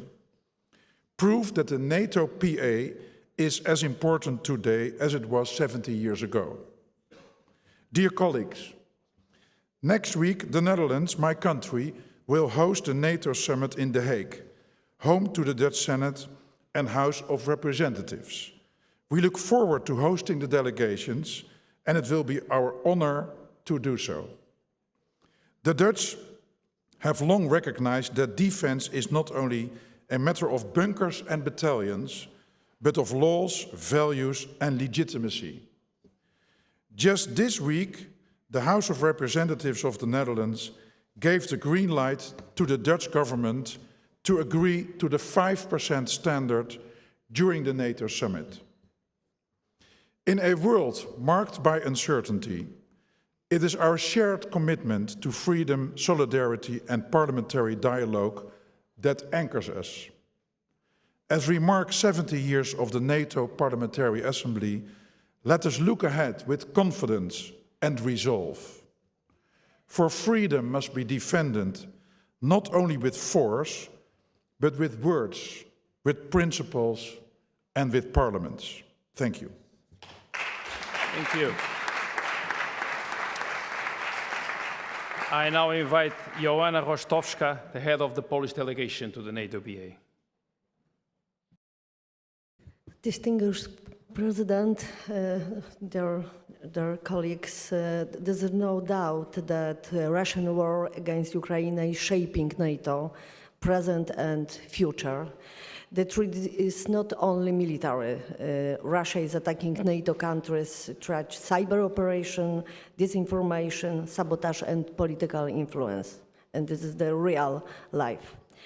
Ruslan Stefaniuk said that the Eastern flank is that the Ukraine is a Eastern flank. My colleague from Lithuania reminded the words of Mark Rutte about the Eastern flank, and we have no doubt that there is not such thing as a safe zone. It's a not safe zone in Europe now. This is the reason, because the flight distance, flight time from Warsaw to Madrid, for example, for modern missiles, it's about 5 minutes.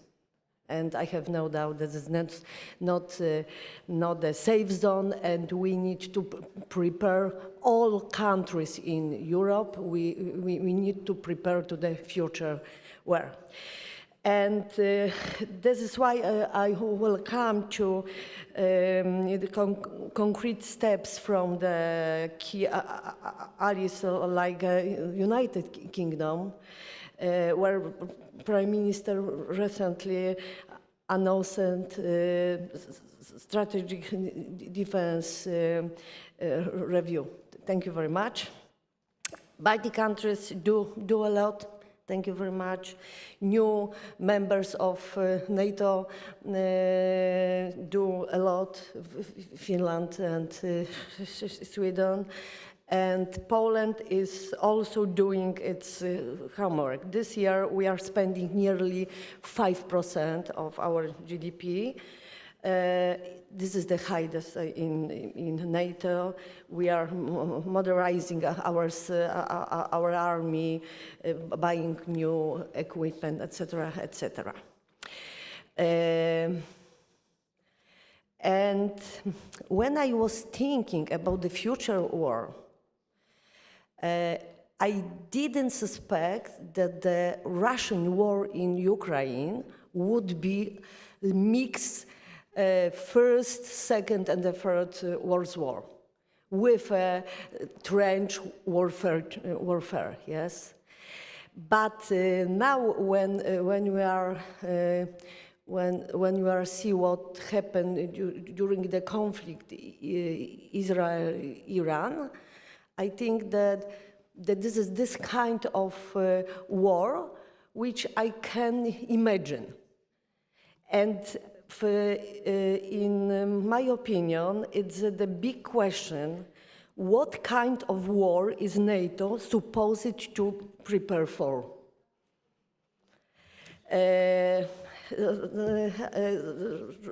regardless of what time of armament we use, first of all, we must correctly describe the expected efforts of the operation, which in turn will determine how we will recognize the enemy and define the targets of the attack.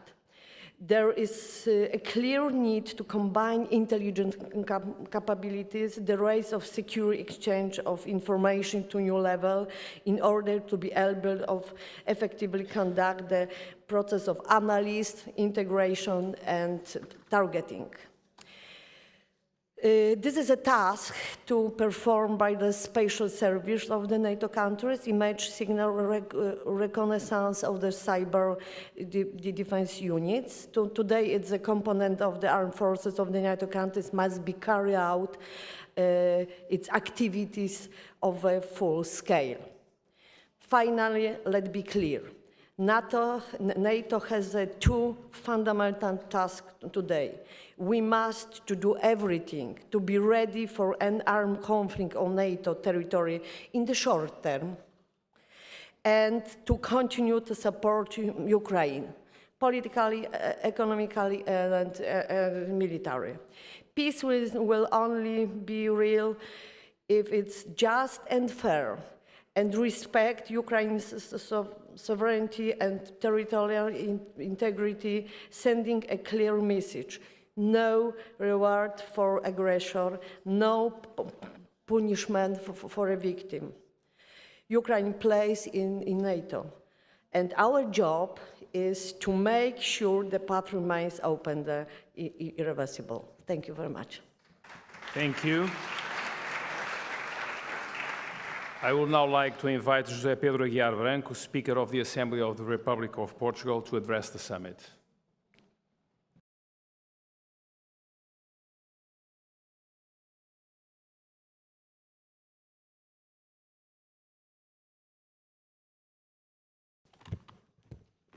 Mr. President, dear Marcos, dear friend, a special thanks for your leadership. Speakers and members of Parliament, experts say number 7 is indicative of a feeling of introspection and search for authenticity. 7 decades of NATO's Parliamentary Assembly also call us to a brief introspection on the legacy of this important organization. First, it contributed to increase the general knowledge on the alliance amongst MPs, and through them, amongst the citizens they represent. In a sense, it worked towards the democratization of NATO itself and its general acceptance. Second, it also provides the tools parliaments needed to put into practice their own competences on defense-related issues. We've seen it in general debates on defense and security. We've seen it in measures concerning the democratic control of the armed forces. Lastly, NATO has been playing an important role in support for the transatlantic link. This is a legacy we cannot lose, because there is no alternative to NATO. It is our guarantee of a life of freedom, stability, security, democracy, and respect for human rights. We need NATO, a strong and more capable NATO, with a more balanced share of responsibilities between the Atlantic shores. And that is why the Parliamentary Assembly is also so important. Even more important when there must be no hesitation condemning Russia for the aggression of Ukraine, for the disrespect for human rights, for the sovereignty and international law violations. Let us be clear, there is no peace at all costs. A role also even more important when conflicts nearby are escalating very quickly and no one knows how things will evolve. Israel, Iran. And when humanitarian crises keep multiplying and intensifying, like Gaza and Sudan. It is urgent to reinforce the alliance capacities and to encourage governments to increase defense budgets. We believe that the Hague Summit will set the tone. But let us never forget that the process doesn't end there. It continues in our capitals, in our parliaments, with budget discussions, with policy discussions. National parliaments are important to explain the reasons, the context, the advantages of increasing defense expenses, and also to obtain the necessary political consensus, as well as to create, along with the NATO PA, a sense of ownership. Let us cherish the legacy of this Assembly and reinforce its role in these challenging times. Thank you. Thank you, Mr. Speaker. I now invite Miloš Vystrčil, President of the Senate of the Czech Republic, to address the summit.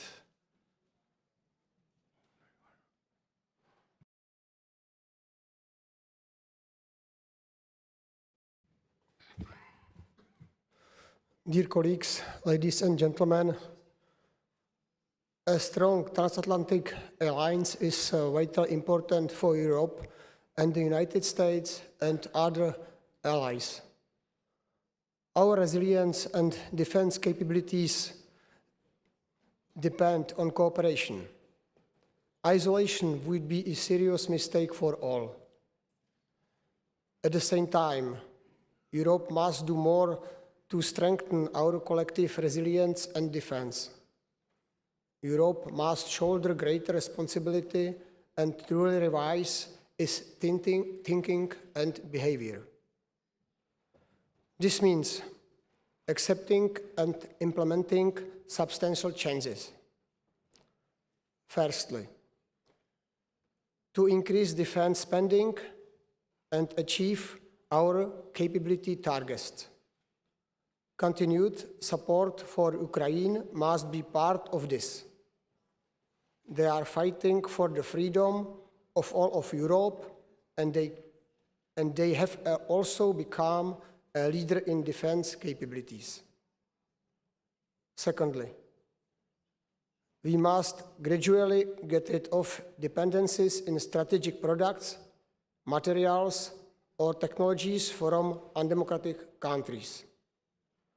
Tanks and drones can never replace medicines or microchips. Thirdly, we need to increase our competitiveness and stop living in debt. If we fail to do so, we risk a fundamental drop in the quality of life of our citizens. The Czech Republic is ready to take a responsible and firm stance as an ally. We trust that allies in Europe and across the Atlantic are also ready to accept the new reality and get to work. And we do believe that the outcome of the upcoming NATO summit in The Hague will reflect it. Thank you. Thank you. I invite Markéta Pekarová-Adamová, Speaker of the Chamber of Deputies of the Czech Republic.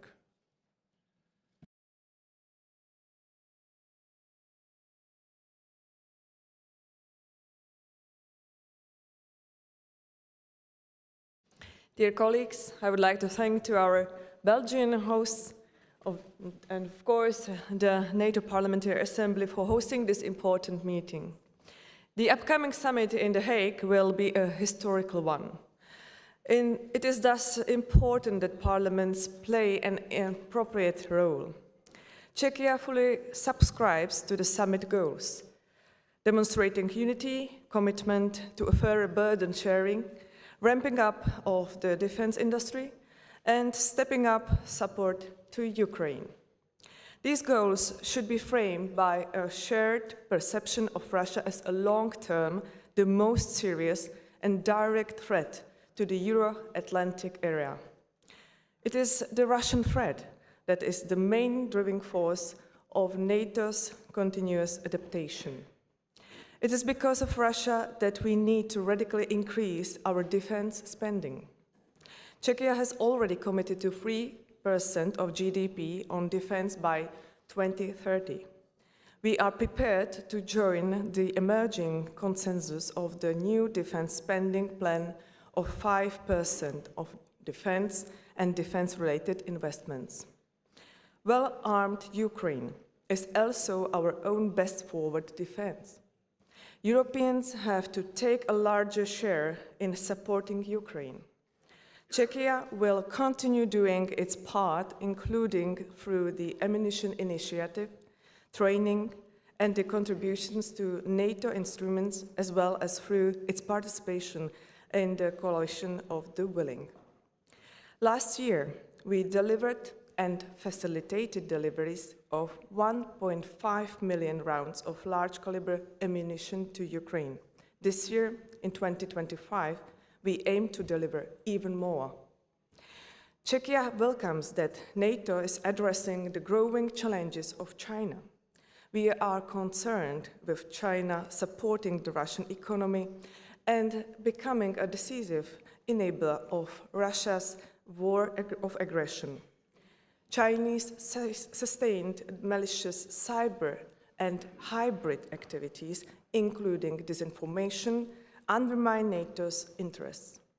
We appreciate the recent NATO statement of solidarity concerning Chinese cyber activities against our country. The Euro-Atlantic and Indo-Pacific security are interconnected. Czech Republic welcomes NATO's growing cooperation with Indo-Pacific partners. Dear colleagues, thank you for your attention. Thank you, Madam Speaker. I now invite Judith Cummins, Deputy Speaker of the House of the Commons of the United Kingdom.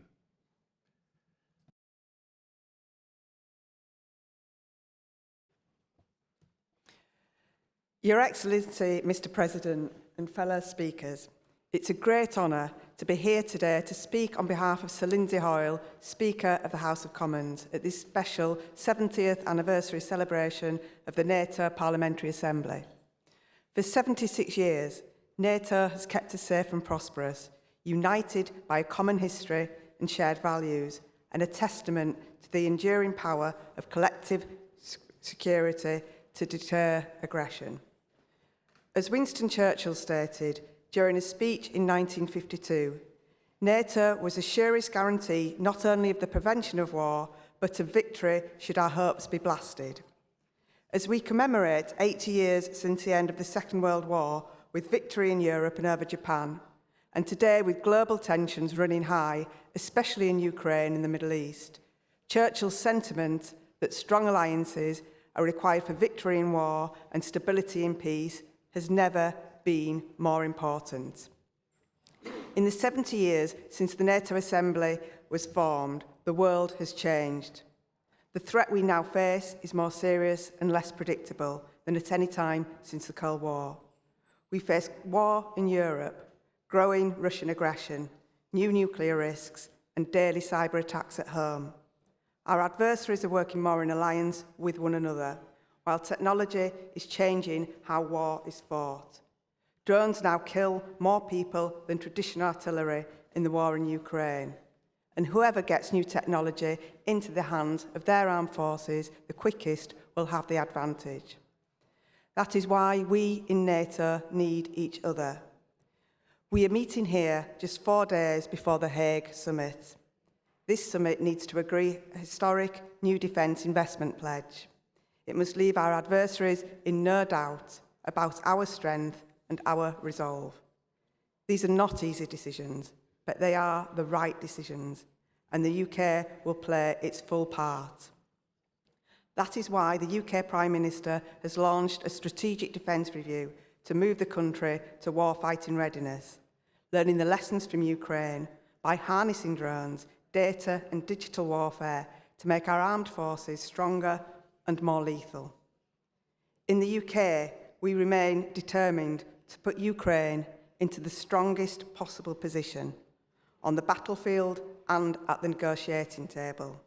The Hague Summit should send a strong message on this too. At the parliamentary level, the use of the Speaker's soft power is also important. Mr. Speaker has met formally with the Speakers of 15 NATO countries, together with Ruslan Stefanchuk, President of the Ukrainian Parliament, the Verkhovna Rada. Commons Speaker Sir Lindsay Hoyle has championed the democratic rights of Ukraine at recent G7 and G20 forums. In March this year, that show of solidarity was evident once again, when Ukrainian President Zelensky and Mr. Stefanchuk called on speakers across Europe and beyond to join them at a special ceremony to commemorate 3 years since the horrific mass murder of hundreds of Ukrainian civilians and prisoners of war in Bucha. Just as at the NATO level, we work best when we are aligned. From the human standpoint, we work best when we work together too, for the common good and in support of each other. Thank you. Thank you. I now invite Janez Čakeli, the head of the Slovenian delegation to the NATO Parliamentary Assembly, to address the summit. Janez. President, Excellencies, distinguished colleagues, ladies and gentlemen, the security environment around us is changing rapidly and not for the better. As partners in a collective defense community, we are witnessing growing instability, ever partners in a collective defense, ever more complex threats, and increasingly assertive adversaries who seek to challenge the rule-based international order. To remain credible, our defense and deterrence must evolve. That means adapting more quickly, responding with greater unity, and strengthening our capacity to protect one another.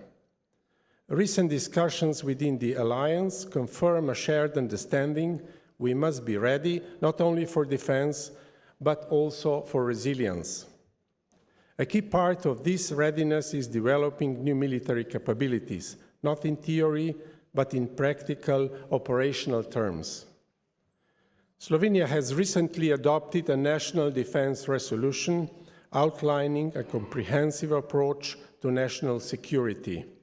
It includes reinforcing the defense industry and resilience projects with dual-use applications, as well as a plan to re-establish territorial-style reserve forces. However, such efforts require a sustainable increase in investment. Defense and security are not costs to manage, they are foundations of our freedom and stability.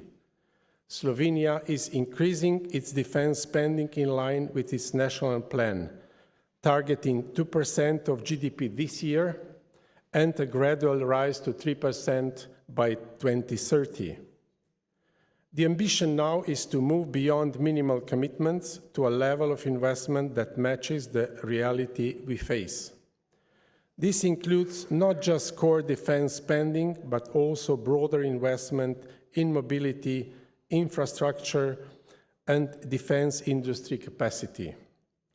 This requires predictability, political will, and smart cooperation across sectors. Strengthening the defense industrial base is also an opportunity for innovation, for employment, and for national economies. Dear colleagues, alongside these efforts, we must stand firm in our support to Ukraine. Ensuring Ukraine has the means to defend itself, innovate its defense production, and work toward a just peace is a moral imperative. This support should never come at the expense of our own readiness. It must go hand in hand. Today's challenges call for solidarity, responsibility, and strategic clarity. Our credibility depends on our ability to match words with action, and our unity remains our greatest deterrent. Thank you. Thank you. I now invite Kerstin Lundgren, Deputy Speaker of the Riksdag of Sweden.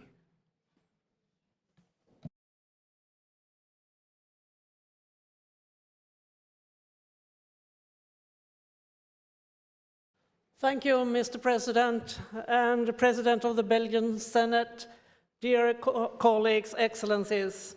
I'm honored to have this opportunity to address the NATO Parliamentary Assemblee on behalf of the Speaker of the Swedish Parliament, the Riksdag, on this event to commemorate the Assembly's 70th anniversary. The Riksdag became an associated member of the Assembly in 2003, a member last year. Sweden's ambition to be an active and reliable partner applies to both the NATO Parliamentary Assembly and NATO. NATO is an alliance based on the conviction that democracy, human rights, a rule-based world order, and free trade are not only grand ideals, but also practices that make us all stronger. Today, this belief is challenged. This is why I welcome initiatives such as the establishment of a Center for Democratic Resilience at the NATO headquarters. The Swedish battalion at NATO's multinational brigade in Latvia, stationed at Camp Valdemar, has this spring been the Swedish Army's first deployment within the framework of NATO. A united Riksdag stands behind the deployment, which will contribute to NATO's collective deterrence and defense of the North Atlantic area. Sweden contributes with a strong defense capability and a strong defense industry. This year, our defense expenditure is at 2.4% of GDP, and I'm happy to inform you all that yesterday, all 8 political parties in the parliament agreed to set the new goal for total defense to reach 5% 2030, and military or defense spending 3.5%. And of course, we are fully aware of the Russians' long-term threat to all of us, not only the neighbors, to all of us. Our support for Ukraine stands strong and united, and that goes for now 19 packages that we have given to Ukraine and more to come. Our support is, of course, also a fight for democracy and human rights throughout Europe and throughout the transatlantic area. It is therefore vital that we as members of the alliance increase diplomatic, military, financial and humanitarian support for Ukraine, not only in words, dear colleagues, but also in deeds. Thank you and congratulations to all of us. Thank you. I would now like to invite Numar Kultulmuş, Speaker of the Grand National Assembly of Turkey, to address the summit.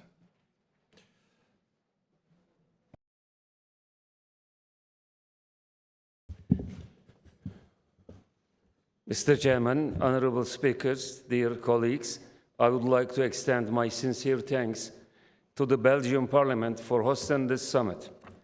Our Assembly, NATO PA, has upheld the values of democracy and liberty, as well as the principles of sovereignty and territorial integrity since its inception 70 years ago. These values and principles are the basis of our support for Ukraine.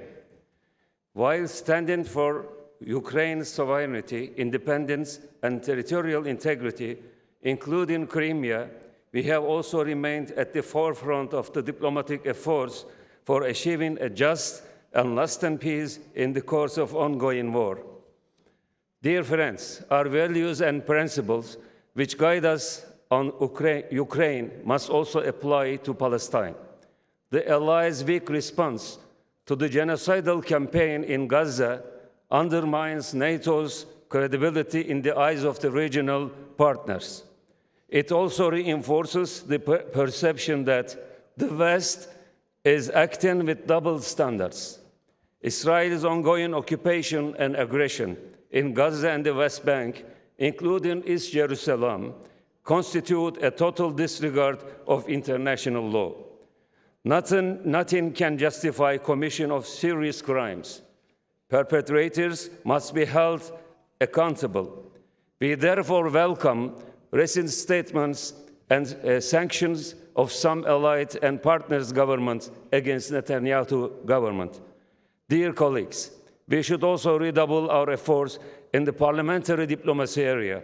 In that respect, some national parliaments established on 18th of April this year in Istanbul, the group of parliaments in support of Palestine.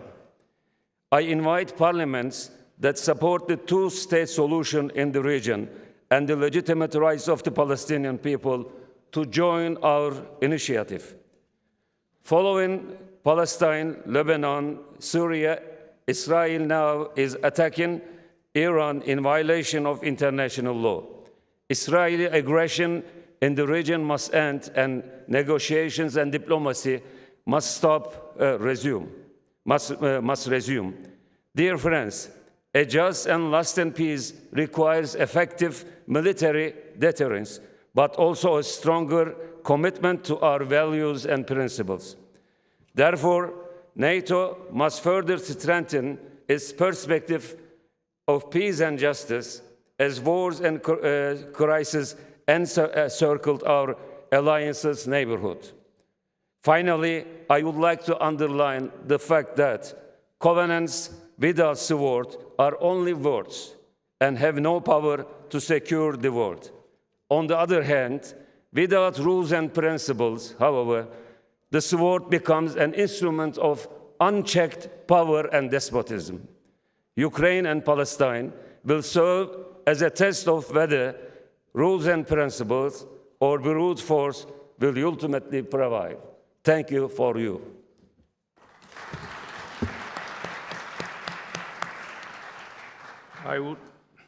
Thank you.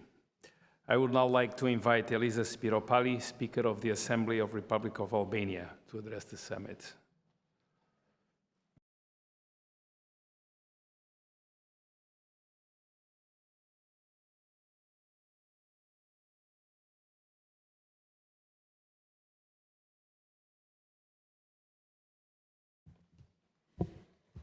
Dear Mr. President, dear Presidents of Parliament, dear Members of Parliament, colleagues, it is both an honor and a privilege to address this distinguished Assembly on behalf of the Parliament of the Republic of Albania. I extend my gratitude to our hosts and the NATO Parliamentary Assembly for convening this important session at a critical juncture in our collective security journey, just a few days before a crucial NATO summit in The Hague. NATO remains the cornerstone of our transatlantic security and a living testament to the power of shared values: democracy, the rule of law, individual liberty, and collective defense. Albania is proud to stand firm in this alliance, not only as a member, but as a committed contributor to its vision and mission. We meet today under the shadow of significant geopolitical turbulence. Russia's unprovoked and illegal war of aggression against Ukraine continues to undermine the very foundations of the rules-based international order. As parliamentarians, as Democrats, and as allies, we cannot and must not remain passive observers. Albania has condemned this aggression unequivocally and has joined all NATO and EU measures in solidarity with Ukraine, including sanctions, military assistance, and humanitarian support. I was personally honored to participate just a few days ago at the Ukraine Southeast Europe Summit in Odessa to reiterate once more our full and unreserved support to Ukraine, but also to take stock of the difficult reality of life under constant threat, and join President Zelensky and other leaders in the call for an immediate stop to the war, this brutal war, in fact, and for a meaningful process leading to a just and sustainable peace. Colleagues, as if the world had not seen enough troubles during the last years, the recent military escalation between Iran and Israel only exacerbates a rule-based world order under severe stress. We call on Iran to cease its nuclear and ballistic missile activities and to act in accordance with its obligations under international law, including the Treaty on the Non-Proliferation and Nuclear Weapons. A world spinning out of control requires us to remain very vigilant on all fronts, including in our own area. In the Western Balkans, malign influences persist in their efforts to destabilize democratic institutions, incite divisions, and undermine Euro-Atlantic inspirations. Albania strongly believes that the security of the Western Balkans is inseparable from the security of Europe and the broader NATO area. We call upon our allies and partners to maintain robust engagement both politically and militarily in our region. Since admission in 2009, Albania has consistently demonstrated its commitment to alliance and steadfast dedication to collective security through political, operational, and financial contributions. Our government has significantly increased defense spending, has already reached the 2% GDP target in line with the alliance burden-sharing goals. We support the new defense investment pledge, 3.5% for core defense and 1.5% for other security-related areas, a critical instrument in demonstrating our shared commitment to NATO's credibility and collective deterrence for the future. In this vein, we will continue to modernize our armed forces, enhance interoperability, and hosting key NATO infrastructure, including the transformation of Puchova Air Base into a strategic hub for alliance in the Western Balkans. But security in the 21st century goes far beyond tanks and troops. Hybrid threats, disinformation campaigns, cyber attacks, and the weaponization of energy and migration demand a holistic response. Our parliaments have a central role to play in legislation, in oversight, and in public discourse. In Albania, we're strengthening institutional resilience, investing in cybersecurity, and working to counter malign narratives that seek to exploit social and political fault lines.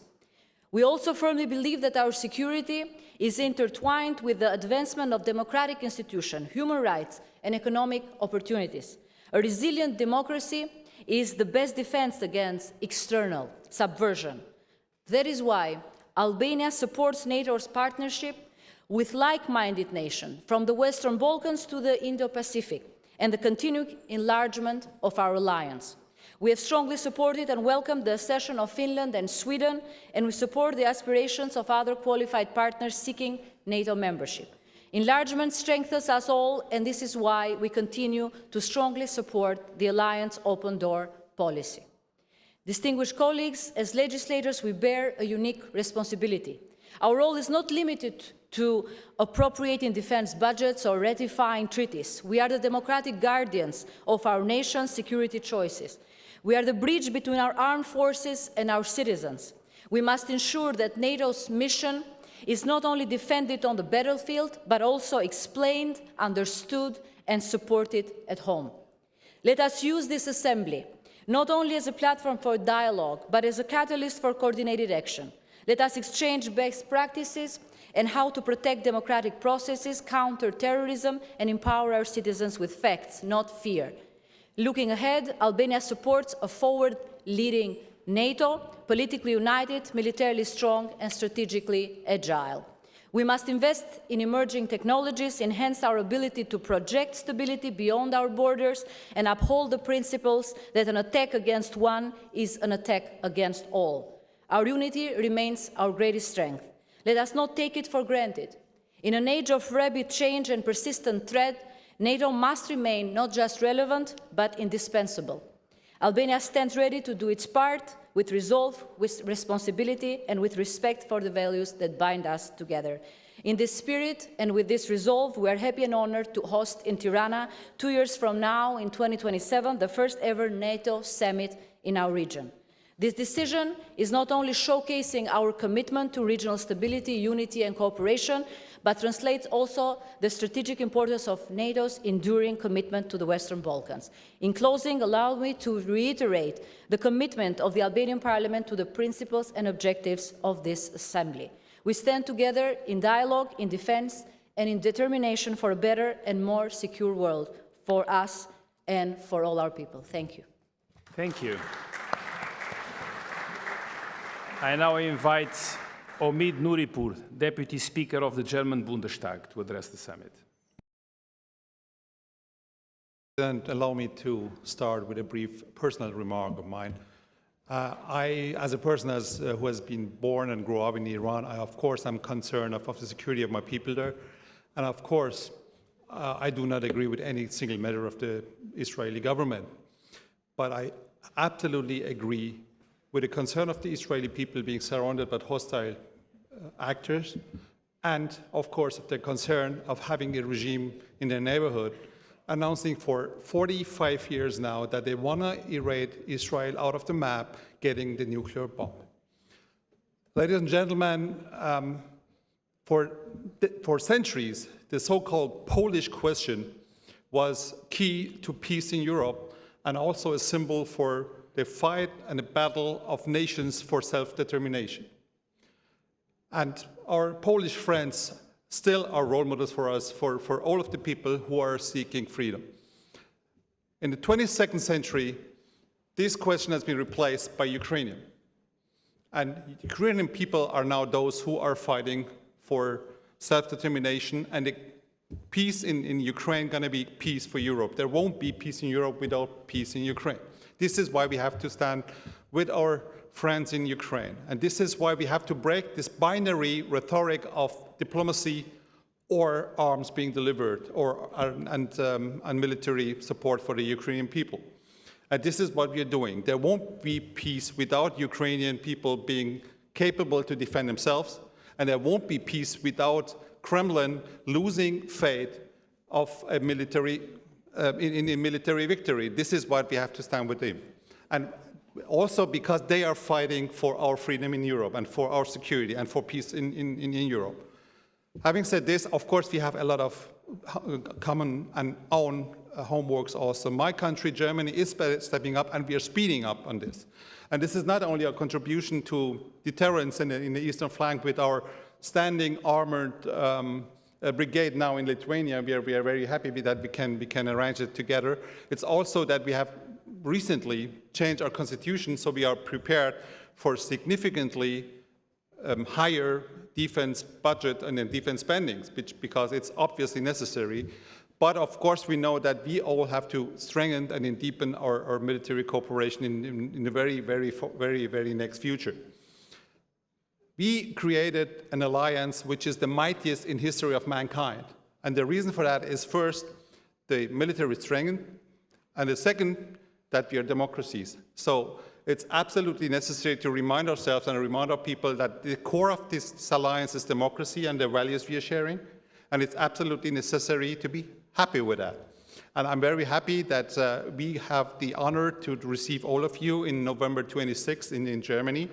For the PA for the Assembly of the Parliamentarians of NATO there. And it's absolutely necessary that we always remind ourselves and our people and our public that the parliaments are the core of democracies, which are giving regulation to armed forces and are deciding the budget. And this is why we are a strong alliance, which is beneficiary to all of us. Thank you very much. Thank you. I would like to thank you all once again for participating in this important parliamentary summit and for joining in the celebration of the NATO Parliamentary Assembly 70th anniversary. Special thanks to President De Rouver and Blondel, merci, bien Vincent, for hosting us in the Belgian Parliament. Our hosts are now inviting us for a lunch reception in the Senate dining room, where we will also cut the anniversary cake. Before, I would like to ask the red card holders, only the red card holders, please, to join a family photo in the corridor on the stairs outside the main entrance. And then we go from there to lunch. And with this, I declare the summit closed. Thank you.